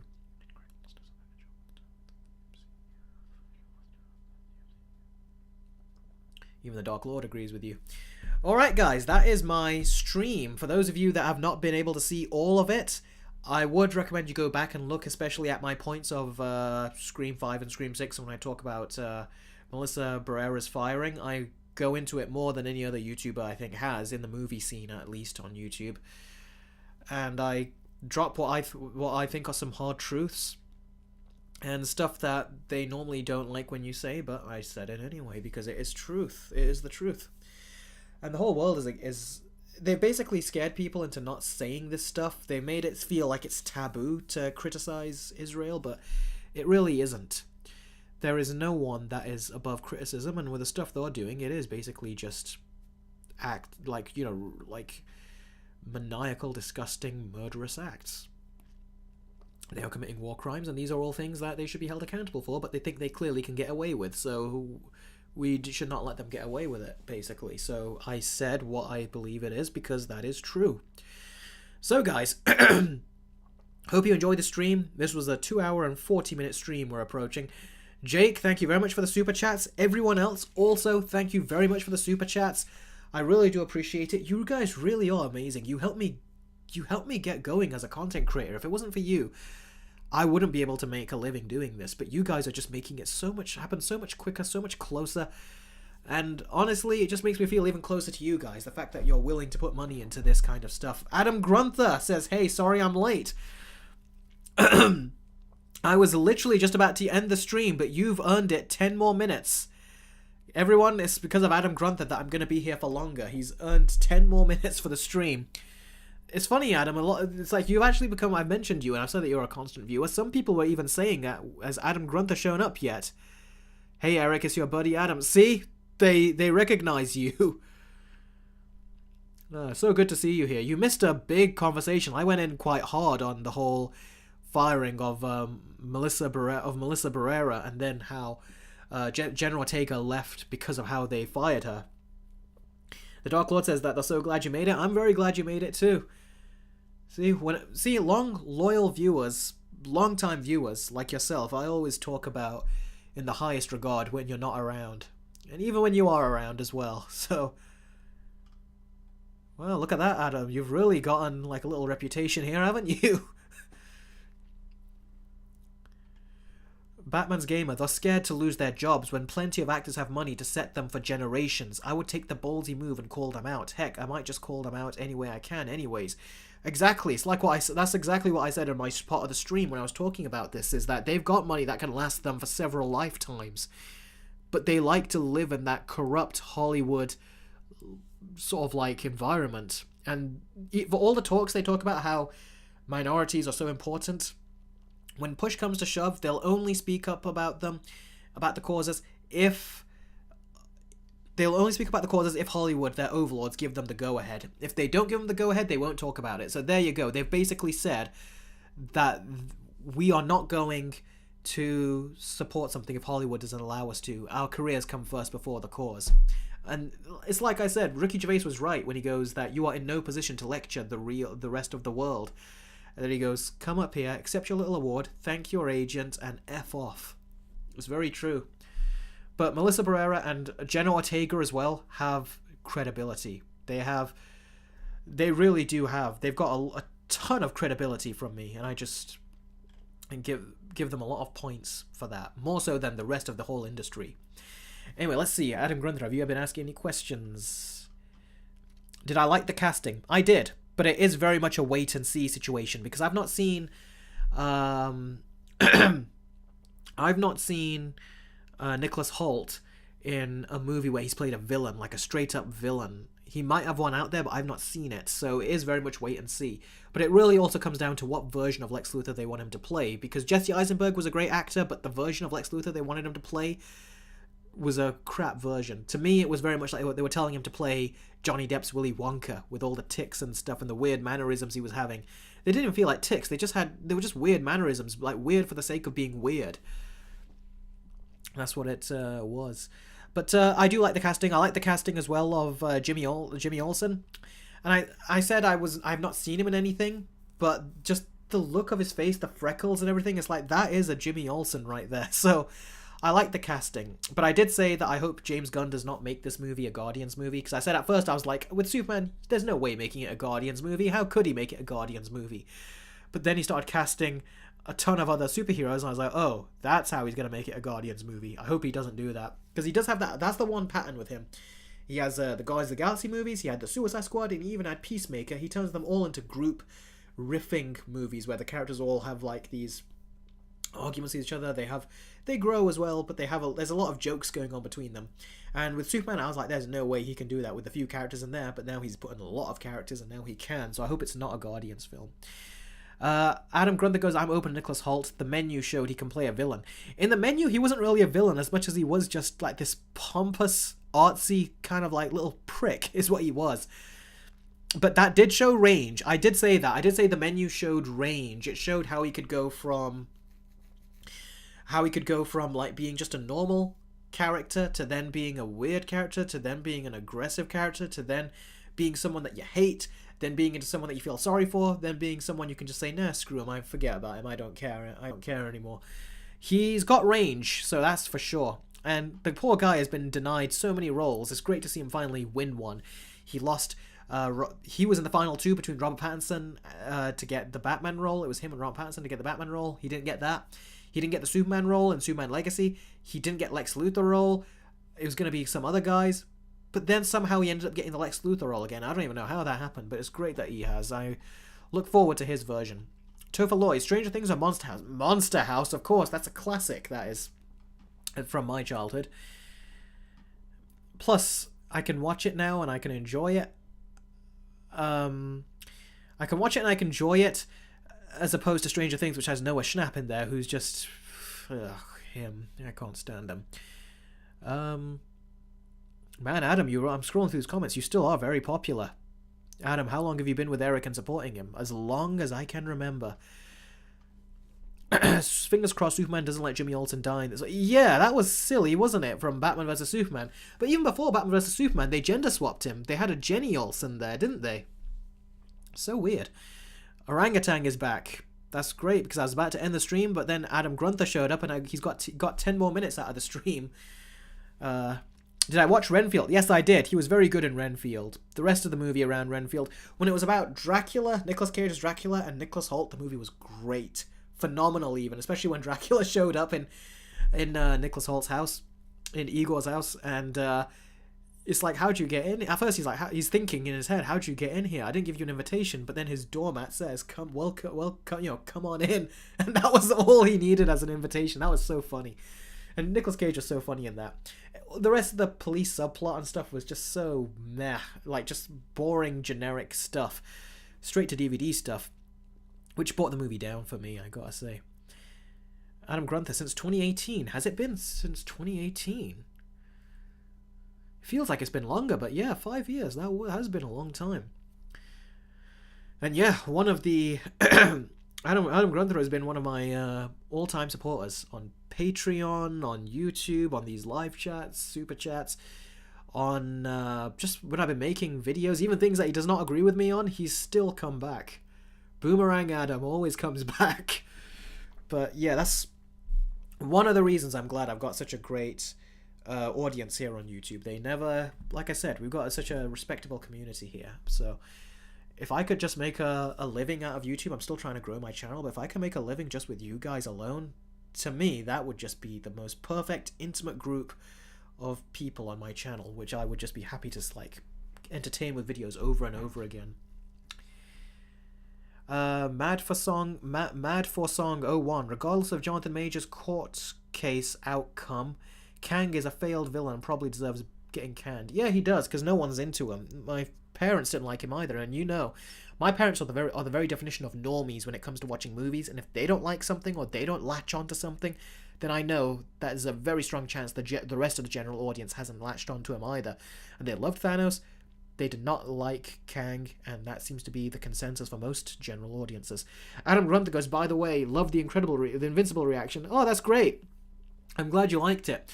I'll tell you right now, yesterday I shot and recorded the reactions for Invincible episode 2, 3, and 4 all in one day so I could edit it today.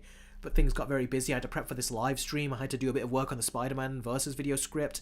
I didn't get to edit it today, but I'm gonna try to edit it. But yeah, all those Let's Watch episodes of Invincible, they're done. I just gotta edit them now. I've even done some of the editing already. I've color corrected them, fit them all in the boxes and everything. So now it's literally just a matter of editing them and getting them out there on Patreon, and I'll roll them out over the period. I can slowly roll them out because they've stopped the show in its tracks for like another month or two now. So I'll roll them out in time. And then I got the Christmas verse videos I got to try to do. Try not to stretch myself thin, but I'm trying to get all this out. But I'm glad you loved the reaction, the Let's Watch episode, Adam. I'm really glad.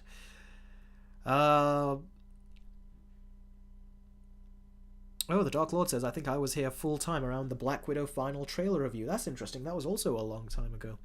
Topher Lloyd goes, have you seen Who Framed Roger Rabbit? Yes, I did as a kid. I would be interested if that Coyote vs. Acme movie is very much like Who Framed Roger Rabbit. I wonder if it's close enough. If it is, I'll consider doing a versus video with Coyote vs. Acme, the movie that now Warner Brothers are going to sell around. Thank God, because that sounded like such a fantastic concept. I'll consider doing a versus video with those two. That sounds interesting. I got to see the movie first to see if it's worth comparing, but that's something I'd like to do. Batman's Gamer, how is Ezra Miller not in prison for everything he's done right now? How's he got away with it? The same with Amber Heard. How did she get away with all that? All that evidence that's out, all the stuff that she's done, the assault she's done. How is she still out and not gotten any further prosecution for it? Jacob Gene Productions goes, I've been here since... That damn heart is in the way of the chat sometimes, I swear. Let's see. I've been here since May 2019 when Eric made that Godzilla vs. video. Cool. Glad to know some of those videos really brought in a very loyal audience. Was it the Godzilla vs. Kong video or the Godzilla vs. Godzilla King of the Monsters video? Because I made 2 versus videos with Godzilla.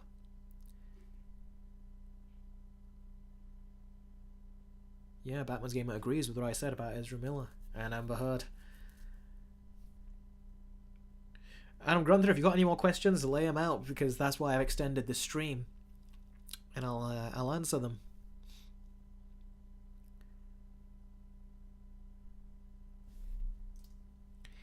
I think that is video that got me wanting to stay full-time. Oh, the Dark Lord liked that Godzilla video, made you want to...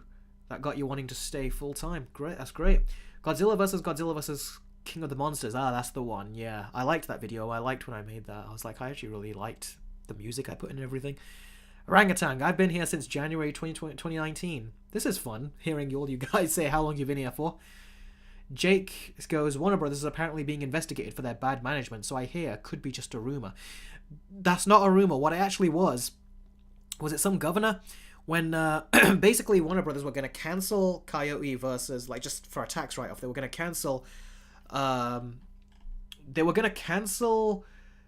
was it? The Coyote versus Acme. I was getting it the other way around. They were going to cancel Coyote versus Acme for another tax write-off. When that happened, a lot of filmmakers that were going to have meetings with Warner Brothers, they cancelled their meetings because they were afraid that this is a new trend Warner Brothers setting. We can make a movie all the way from beginning to end and they can just cancel it. They did it with Batgirl.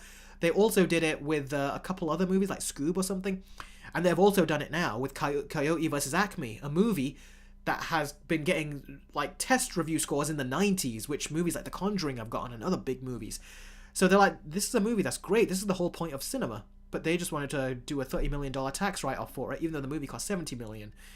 And a lot of people wanted to stop meetings with it. And James Gunn has a lot of friends in the industry, and they spoke up on Twitter about it too. And they pull back and says, all right, we'll allow it to be shipped around. But a governor, apparently, I think it was a governor or someone, said, I'm very suspicious of these tax write-offs that Warner Brothers are doing because they're doing it too many times, and it seems like they're trying to cover up something in their books, something to do with their financials. So they said they're trying to do this to kind of like try to get a tax credit or something. There was something they said that they're trying to do, and now they're trying to investigate, is what he said he's going to do. So I think David Zaslav realized, oh crap, I can't just keep doing these tax write-offs. They're bringing in too much attention. And the last thing any of these corporations want is people looking into their books. That's the last thing any of them want, because they always mess around when it comes to those. So yeah, that's what got him in trouble. So I'm glad, because I was like, all right. Before I was like with Batgirl, I was like, okay, there's probably a reason why David Zaslav did a tax write-off on that. I don't like that he did it. I said it should be released anyway as a lost movie, like, the Lost movie. But he released it anyway. But he cancelled it anyway. And I was like, okay, that's not good. But I can see why he did it from a business point of view, because DC is not in good standing. But after he cancelled this, I was like, Adam, buddy, you were right. I was like, yeah, even I'm now like thinking, okay, why are you cancelling these movies now? You're just cancelling it for the sake of cancelling them now. You're being cheap and not in a smart way. Not to mention, if you look at, what was it? Oh, damn, the thought was in my head. It just went. Oh, darn it. I hate when that happens, when you have a thought and then it just completely goes out of your head. Oh yeah, I remember it now. There was that new Batmite. Was it Batmite? That new animated Christmas Damian Wayne Batman movie that's coming out? I looked at that and I was like, alright, so this doesn't get a tax write-off, but that other Coyote versus Acme does.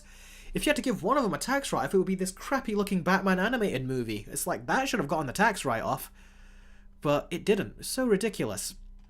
And yeah, also, the good thing I will say is that Velma Season 2, it has been cancelled from what I've heard a while back now, so that's good. Adam Grunther's got your $10 super chat. Thank you very much, buddy. I appreciate that. Goes, the reason I love your channel so much is your honesty. I don't agree with the woke criticism, but unlike others, you don't use it as a crutch. And I appreciate how active you are in the comments. Yeah, thank you very much. I appreciate that. And I know we've not met eye to eye on the woke criticism. I don't like it when other people use it. Like, some people are saying that Scream was woke, like the Scream 5 and 6. That's why some people are saying, yeah, Melissa Barerra being fired is a good thing because the movies were woke anyway. I'm like, hold on, they weren't woke. I thought what they did with Dewey was woke because it felt like they just disrespectfully, like, just disregarded him and pushed him off to the side and had him killed off like he was a nobody, like a nobody character. And it felt like it was very much in keeping with how these other male characters have been treated in these franchises. I did not like that. That, to me, was woke. But the rest of the movie wasn't woke. Even the 6th one, that one wasn't woke either. But people like to say those movies were both completely woke, and I don't understand that. So yeah, I don't like when people use woke all the time. But I do think that there is that element in there that Hollywood have done. But now they're realizing they can't rely on it because it doesn't make them money when it's in there. Because people have been that, put off by it. But yeah, Adam Grunther, I feel like I almost want to take a picture of that's what you just put there. That's almost something that a YouTube content creator would want to frame and put on their wall, what you just wrote. That was such a nice compliment, that was. Thank you very much for that. I did just take a snapshot of that. I'm saving that. So, yeah, and being active in the comments, that is something that I have, even when I was a very, young YouTuber who only had 2,000 subscribers, but even before then, before I was making content, I was like, why do people not respond to the comments? Is it because at the beginning they want to do it because they want to grow, but then later on they just abandon their audience and think, I'm getting the views anyway, I don't need a comment, reply to your comments. I just didn't like it. It felt almost like you're just using your audience and then that's it, you're getting rid of them and you're not responding to any of the comments, not showing any gratefulness to them. I understand when you have hundreds of thousands of comments, they can become very hard, but it's like at least try to engage in some. And you don't see it. So that's why with me, even if I have 1 million subscribers, I'm going to always try to engage in the comments. Sometimes I cannot keep up with it. Like lately, I've noticed I've not been keeping up as much.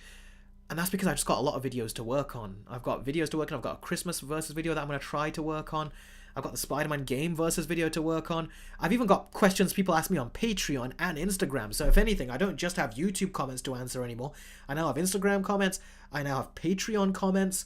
It just keeps going. So it's hard to keep on top of, but I still try to. So, yeah, no matter how popular I get, even if I'll tell you guys now, let's just say in a year's time, wishful thinking, but I doubt it'll happen, but let's just say in a year's time, if I get 1 million subscribers out of nowhere, you guys, I'm still going to remember. I'm going to mention you by name, I'm still going to refer to you in live streams, I'm still going to interact with you the same way. You guys, I'm never going to forget any of you. I'm going to remember every single one of you. And you guys, the way you keep showing up in my live streams, and I genuinely enjoy communicating and chatting with you. So that's partly why these live streams have increased, because I know at times I can't engage with all the comments now because I'm having to answer comments on multiple platforms. So this is another way of interacting with you. I thought I had to maintain that. So I was like, how do I maintain it? Well, live streams. Rather than you guys asking me questions about these things, you can ask me questions on the live streams, and I can talk about these other topics as well, without having to miss a comment, because sometimes it can be easy to do that. Jacob says, you're also just a great guy, Eric. Your content is amazing, and so is your personality. I really appreciate that. Thank you very much, Jacob. I feel like I want to take a picture of that as a content creator too.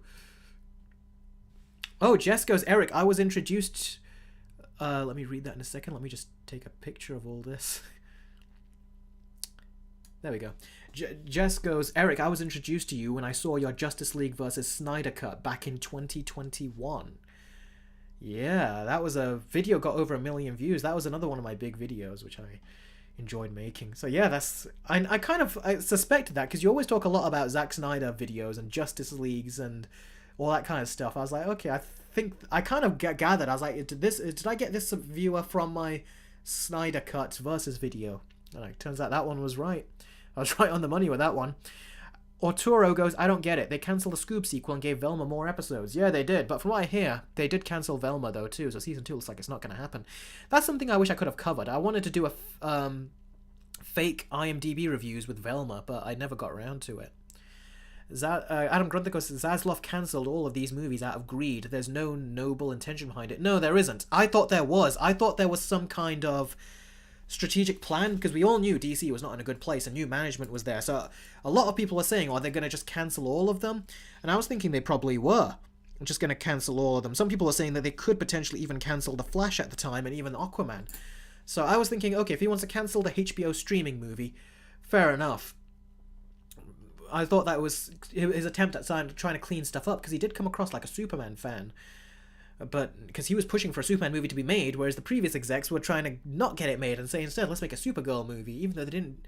It was just very bad how they were treating Superman. So I thought this guy came and did better. Turns out he didn't. It is for his own personal greed, and he's going to make so much money anyway when he sells Warner Brothers off to Universal, which he's going to try doing next year. Adam Grunther has done another super chat. Thank you very much again for the super chats. Who do you want as the villain of the Batman movie in James Gunn's DCU? I think it should be Ra's al Ghul, but more comic accurate. Yeah, Ra's al Ghul could be one. Honestly, I want to see Killer Croc. I want to see Killer Croc. I want to see Bane. I want to see like these bigger, physically bigger heroes that couldn't get as big as they wanted in, say, The Dark Knight Rises. I want to see more bigger ones like them fully realized and see what it's like when Batman fights a big enemy like them, where he has to actually look up. Like, do you remember Arkham Asylum, when you're walking through, taking Joker to Arkham Asylum, and you're in the asylum, you see Killer Croc show up, and he's all handcuffed and got the electricity cage around his neck. The electricity neck plate, whatever. You have to actually look up at the camera, have Batman look up to look at him, because he's that big. I want to see Batman in live action fight someone that big. So Killer Croc, and it could also be, you could do a real strong horror element with Killer Croc. Make it maybe even rated R. No, they're not going to do that. That would be fun though, wouldn't it? I'm talking about wishful thinking. And also Bane as being a big monster. I'd be very curious to see that. So that's what I want to see. I want to see those bigger villains, Adam. I want to see those. Ra's al Ghul eventually, but first priority, I want to really see them. I want to see those bigger villains. And Adam Grunther has done another super chat after that. That's 2 $5 super chats on top of the $10 one that you did. Thank you very, very much. What is your favorite Odd Man movie? Ooh, what is Odd Man? It's not ringing any bells. Let me look this up. Oh, that's the company that makes these stop motion films, like Chicken Run and Wallace and Gromit and stuff. Oh, that's let me look at their list. I've not seen them all. Oh, Flushed Away was one of theirs. I didn't know that. Shaun the Sheep. I saw that was funny. Chicken Run. I loved the Wallace and Gromit: The Curse of the Were-Rabbit. That was so great a movie when I was a kid. Like, we watched that all the time. It was so funny. A bullet joke was so funny. And when the two dogs were fighting was also hilarious. Oh man, I love those. Oh, Jake said that funny. He says it's Mr. Krabs running Warner Bros. Discovery. He probably is. That is a good one, Jake. But my favorite movie, I would still say, is Chicken Run. I've got just such a... I saw that movie when I was about 4, 5. I was such a little kid when I saw that in the theaters. It was so fun. Jacob goes, anyway, I got to head out, Eric. I hope you enjoy my movies I've given to you. This is Yako/Jacob signing off. Well, signing off to you too. Goodbye. I'll see you on the next live stream. Let me see. Where is your top 10 again? I'll have to look at your top 10 again. I don't know if I did copy it. I did copy it, did I? Did I take a picture of it? I probably did. It's on my desktop. Oh, it's still here, so I'll be able to see it. I'll go through and I'll see. Actually, no, you also sent... Be sure to send that to me on Patreon as well, your top 10, just in case. I'll go through the stream and I'll have it again. I might have even taken a screenshot of it already. But just in case, be sure to send me your top 10 again and I'll look them up. Okay, 2 more minutes and then I'll head out. So, any more questions? Hey Eric, or Orangutan, this is, hey Eric, your videos are amazing and you're the reason I want to be a film director when I'm older. Oh, that's one of the nicest things you could have said. Thank you very much. appreciate that. I never thought that. That's not the first time I've gotten that. When I started these versus videos and I started dissecting movies, that was one of the early praises I was getting. When people says that you make me a better writer and stuff, and I'm like, I did not even think about that. Yeah, Jake, your top 10. Send it to me again, because I've probably already taken a screenshot of it, because I've been taking screenshots here and there of these comments. But just in case, put it there again so I can see that. That would be really helpful. That would be. Another $5 super chat from Adam Grunther. What character do you want to see get their own movies in James Gunn's DCU the most that hasn't been announced? I'd love Jonah Hex to get one. Yeah, Jonah Hex is a very good one. Honestly, the one that I wanted to see is one that James Gunn has honestly made even better. But it is not a movie, unfortunately. It's the TV show with the Lanterns. I wanted to see a movie with... there's Hal Jordan and there's Jon Stewart. I wanted to see a Jon Stewart movie so bad with the Green Lanterns, but it looks like he's already doing it, and he's doing it better. He's putting Hal Jordan and Jon Stewart in one project, so that is probably the one I would have asked for. But if you wanted me to give you a more, obscure one, I gotta think. Because my knowledge of these DC characters really goes through what I've seen in the Justice League animated show for these characters. And Jonah Hex is definitely a very good one that could be fun. I know one, but I forgot his name. It's the guy that has no face, but he makes conspiracy theories out of everything. He was hilarious in the Justice League, the animated series. Was it Justice League Unlimited where he showed up? He was so funny. Like, so funny. I would like to see that. I'd be shocked if James Gunn's style of humor messes that up, because I feel like he was just so funny in that show. Really, he was. The Question, that is it. The Question, Adam Grunther, that is the one. I want to see a movie of him. A detective noir movie with him. There you go, Jake. Thank you very much for that. I'll take a picture of that right now just to double check. I'll probably already have it, but yeah. Yeah, guys, you got it for me. The Question, that is a one I want to see a movie of. Yeah, he's kind of like Slender Man, isn't he, Jess? Yeah, I really want to see a movie of that. Low budget, but contributes to the overall story. So whatever he's investigating really does contribute to whatever James Gunn's got planned for the bigger picture. And I really want it to be a detective noir type. I want him not to make everything so funny and goofy looking. It still has to be noirish, but it walks the fine line of looking like noir, but also a little bit more lighter noir. Not so gloomy noir, but lighter noir, if you know what I mean. The Question, though, yeah, that's what I really want to see. Batman's Gamer. I want an Arkham Asylum scene in The Brave and the Bold, and him looking at the villains as cameos.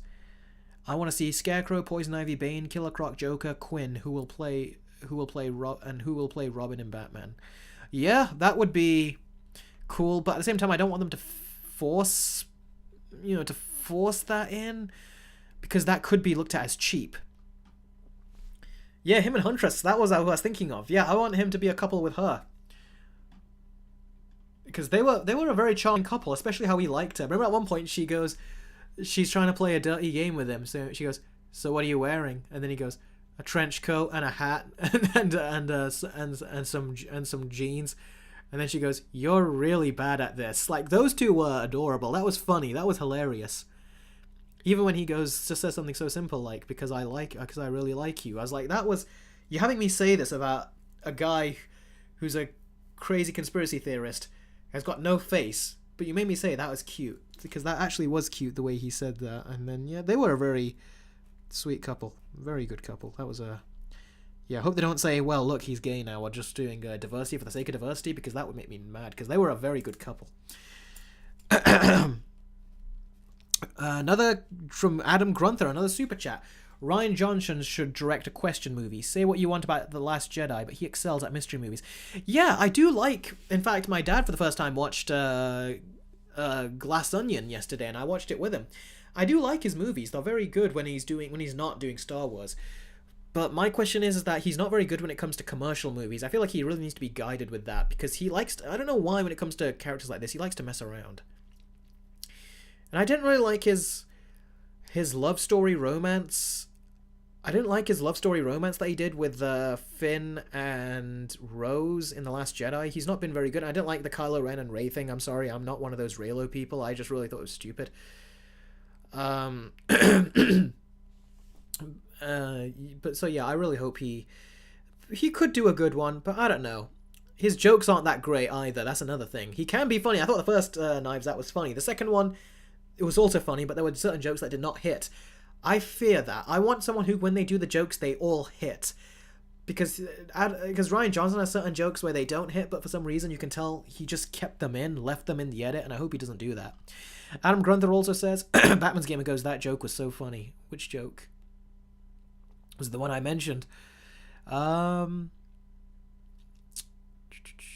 Big Bash, the lizard looked amazing in the game. Scariest version of him, in my opinion. Yeah, he was, definitely was.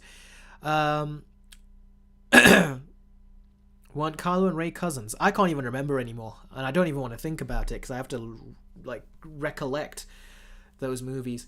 He was Leia's. She was Palpatine's granddaughter, though, supposed to be, and he was the son of Leia and Han Solo. So no, I don't think so. I don't think that makes them cousins. Adam Grunther, sorry about the typos. I don't know what's up with my keyboard today. And then he says, the best episodes of Breaking Bad were also directed by him. Didn't he direct the Fly episode? Wasn't that the one episode he directed? That'd be interesting. I just think Rian Johnson needs to be reined in. There are certain directors where you say, just give them full creative control, they know what they're doing. But then there's directors that need to be reined in, and I feel like Rian Johnson is one of them. So long as you can have someone that can rein him in and say, delete that joke because it didn't work. Because Glass Onion had a few of those jokes where I was like, he kept that in when he didn't need it. So if they do a few of those, yeah, I'm sure he could do it, but I wouldn't trust him alone to do it. That's the only thing. Arturo says, this is that one scene between Luke and Raya all over again? You mean Luke and Leia all over again? I don't even know. Like I said, I've not seen... The last time I saw Rise of Skywalker was when I saw it in the theaters for the first time. DCEU or DCAMU? DCAMU. If you're talking about the old DC animated universe from like the Batman the Animated Series and Superman the Animated Series and the Justice League Animated Series, those. If you talk about the new animated movies, no, I'm not really into these new animated movies. Alright, man, I said 2 minutes and now we're 3 hours 10 minutes on this stream. You guys just keep asking me these interesting, good questions, and I like spending time with you guys. What can I say? Very easy to lose track of time when it comes to you guys. And 44 of you are still watching. That's a big number for this point. So it seems like you're all... I would assume you're all having fun if that's thing. If you're still here. Wait, you guys are still going? I thought the live stream was over. Yeah, well, I was just thinking about ending it right about now. Adam Grunther showed up, the G Gamer, so that's why I ended up extending the stream for an extra 10 minutes, but I end up staying for longer sometimes because I just enjoy speaking to you guys so much. The Dark Lord said it best, time flies when you're having fun, and I certainly am. Although my throat wants to murder me right now because it is going. Whenever I end the stream, I always say this, whenever I end these streams, because I make them quite long, I get tired, I get hungry, and my throat is killing me. That's usually how it ends, and I'm there right now. Jess goes, Sony Spider-Man universe or the Dark Universe from Universal. Jess, you do this to me all the time. I know what the answer is, but you ask me these weird questions. Of course, the Sony Spider-Man universe. Oh no! Sorry. I thought you meant the Raimi Spider-Man movies. I thought you were talking about, the Holland movies. I'm sorry. You've not asked me a very simple question. You've asked me a very good question. A very good question. Let me do that again. I just misread it. I thought you meant Sony Spider-Man movies or the Dark Universe. I don't know what was going on in my head.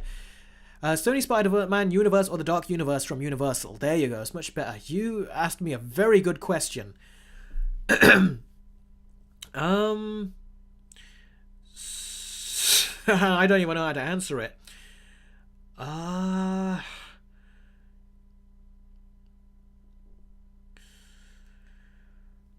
I'll say the Sony Spider-Man universe because at least it's entertaining to see how they screw up. Whereas with the Mummy movies, Universal's monster universe, it wasn't fun. It was just, you asked that question, make this a horror universe. These are horror monsters, yet you're trying to make MCU joke fests out of them, like a joke fest action movie. Didn't work. Batman's Gamer, alright, I gotta go. I'm starving and I want to cook food. Likewise, oven-baked chicken with pasta and caramelized onions. That sounds great, that does. Makes me feel really hungry too. Take care, Eric, and I'll catch you next time. Stole your line, old bro. You really did, but that's very much okay. Thank you very much. Take care. You can't steal this on a live chat, can you? Only I can do the salute. Jake says, you're awesome. I love when people respect their fans. I know, I like it too. What I want from my favorite content creators is how I try to treat my audience. So, yeah. So yeah, thank you very much, Jake. I like that. It's a mutual, isn't it? If I show you guys respect, you guys show me respect. Big Bash. I remember when I streamed games and I went like 2 hours or more longer than this. Well, gaming, it could be easier. I did do some game streams before with Batman. It was Batman Telltales Episode 1, and that was fun. Jess goes, it's okay, take your time. Which I did. I did give you an answer. The G Gamer. Okay, then guess I'll ask another question. Favorite Pixar sequel and favorite DreamWorks sequel. Favorite Pixar sequel is Toy Story 2. Favorite DreamWorks sequel is Shrek 2. Jess goes, I do this for fun, Eric, don't worry. Okay, that's a relief. Because at first I thought, is he trolling me? Is he just want to ask it just for the sake of asking a question? But doing it for fun, alright, I'll engage in the fun with you. But I've always answered you. I didn't want to be that viewer that just didn't answer. I thought, let's have a sense of humor. I always responded to you, even when you asked. I can't even remember what your questions you asked, but they were just so obvious. Like, what movie is better, Morbius or The Dark Knight? Something like that. I can't remember if you did ask me that, but something along those lines. And I could just be like, dude, I am not answering your question. But I thought, go on, I'll answer it. So I've always tried to answer those questions you give me. Okay, we'll close out the last few questions here. The closest we got to was The Invisible Man, says Arturo. That is true. That is a good thing that The Mummy failed, because otherwise they would have done a different kind of Invisible Man, you know, the other type. So it's a good thing that it failed, because they should make them more like this, more horror movies. I'm waiting for another Mummy horror movie, but low budget. Ethan's drawing. What do you think of the Pixar movie Inside Out? And have you seen the teaser trailer for Inside Out 2? I liked the first Inside Out. I haven't seen it in years, though. I've not seen the trailer for Inside Out 2. I've not even done a trailer reaction on Patreon, but that was something that I was considering doing. Eric, this is Jess. Eric, I feel like a Spider-Man project should be something like a standalone and not using it to set up a cinematic universe. I agree. So what they should do is bring Sam Raimi back and make Spider-Man 4 his way. That'll be standalone. And it will still continue from what we saw with the multiverse thing. But yeah, I'd love him to do that. Well, don't even bring up the multiverse adventure they had. Just let him continue and make it his way. And there's a rumor that Sam Raimi has been... The stream is going to end now after these last couple of questions. The new King K. And Sam Raimi even said... Well, the rumor I heard now just recently is that Sam Raimi is apparently like in the top 2 to direct the next... he's in the top 2 to direct the next, the next 2 Avengers movies, Secret Wars and whatever the other one's going to be. That's what the rumor is. He's in the top 2 to direct that, which is just a waste of time. Sony, hire him. Let him make Spider-Man 4. Calden says, been here since, I think, 2017 to 2018. You've been here for a very long time then. That's a very long time. Toro, what are your thoughts on Marvel's What If? I watched all 8 episodes and I honestly thought it was pretty good. It's not perfect, but I'm a killer for alternate universes. I didn't watch all those episodes. I did watch a couple eventually. One was when Ultron won. I wanted to see him beat all those Avengers, but they just got that done with in like 1 minute. And they just said, alright, now we're moving on to something else. I thought that was rushed. Too much jokes in some of them.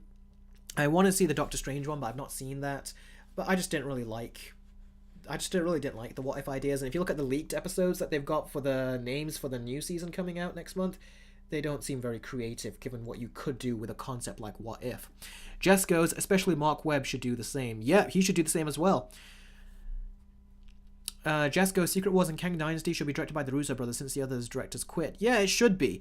But at the same time, the Russo brothers were they didn't just direct Infinity War and Endgame. They directed Winter Soldier, Civil War, and they used those to connect with each other and as a setup for Infinity War and Endgame. They've not been here to make any of those setups, so now it's like just make Infinity War and Endgame. It won't be as effective, especially seeing as we are not even attached to most of these new Avengers from Phase 4 and 5, so I don't even think it'll work. Toro goes, I watched the Doctor Strange one and it was pretty dark. Yeah, but that's Disney level dark. I want proper dark. You could just tell they're holding back too much, so... Yeah, hence they're trying to do the R rating now, but let's see if they don't hold back on the R rating. How does it feel knowing you have been doing YouTube for 15 years? 15 years, wow. Feels pretty good.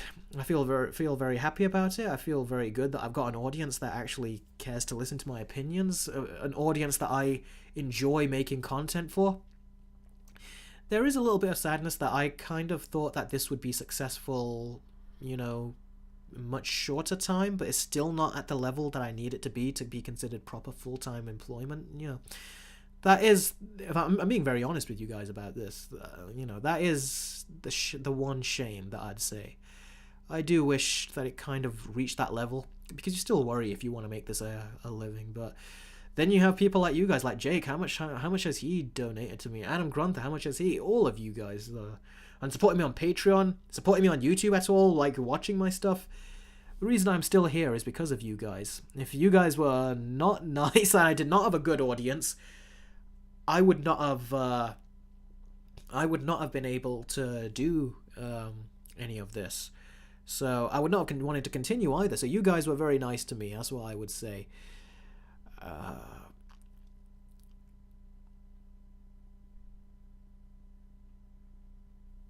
Yeah, one of you saying something about the zombie episodes. Yeah, I'm orangutan, is it? Yes, orangutan. I'm sorry, but I heard there's a lot of jokes in that episode too from Spider-Man and stuff after some important big character dies, so there's still the dumb MCU humor I've heard in that. My brother told me that, and I've heard other people say the same thing. Yeah, okay guys. The G Gamer goes, of course I'll keep watching. If you're talking about my channel, I really appreciate that. When there's gaps in between these comments, sometimes it's hard to keep track of what you're responding to. If you're talking about my channel, then I really do appreciate that. And thank you to everyone on my Patreon. My Patreon is going up, which is cool. So I appreciate that. Anyway, Jess goes, well, Eric, I have to go, and good luck with your other stuff. Take care, bye. Take care to you too. I'm going to end the stream right now, so if you want to stick around just to say bye and be there for the last few seconds, that would be cool. The G Gamer, probably one of my favorite YouTubers who reviews movies. Thank you very much. That means a whole lot. Anyway, guys, I'm going to go off. I'm going to go rest and get some food because I'm starving. Thank you very much for your donations. Jake, I really appreciate that. It really does help. So thank you very, very much for your constant donations.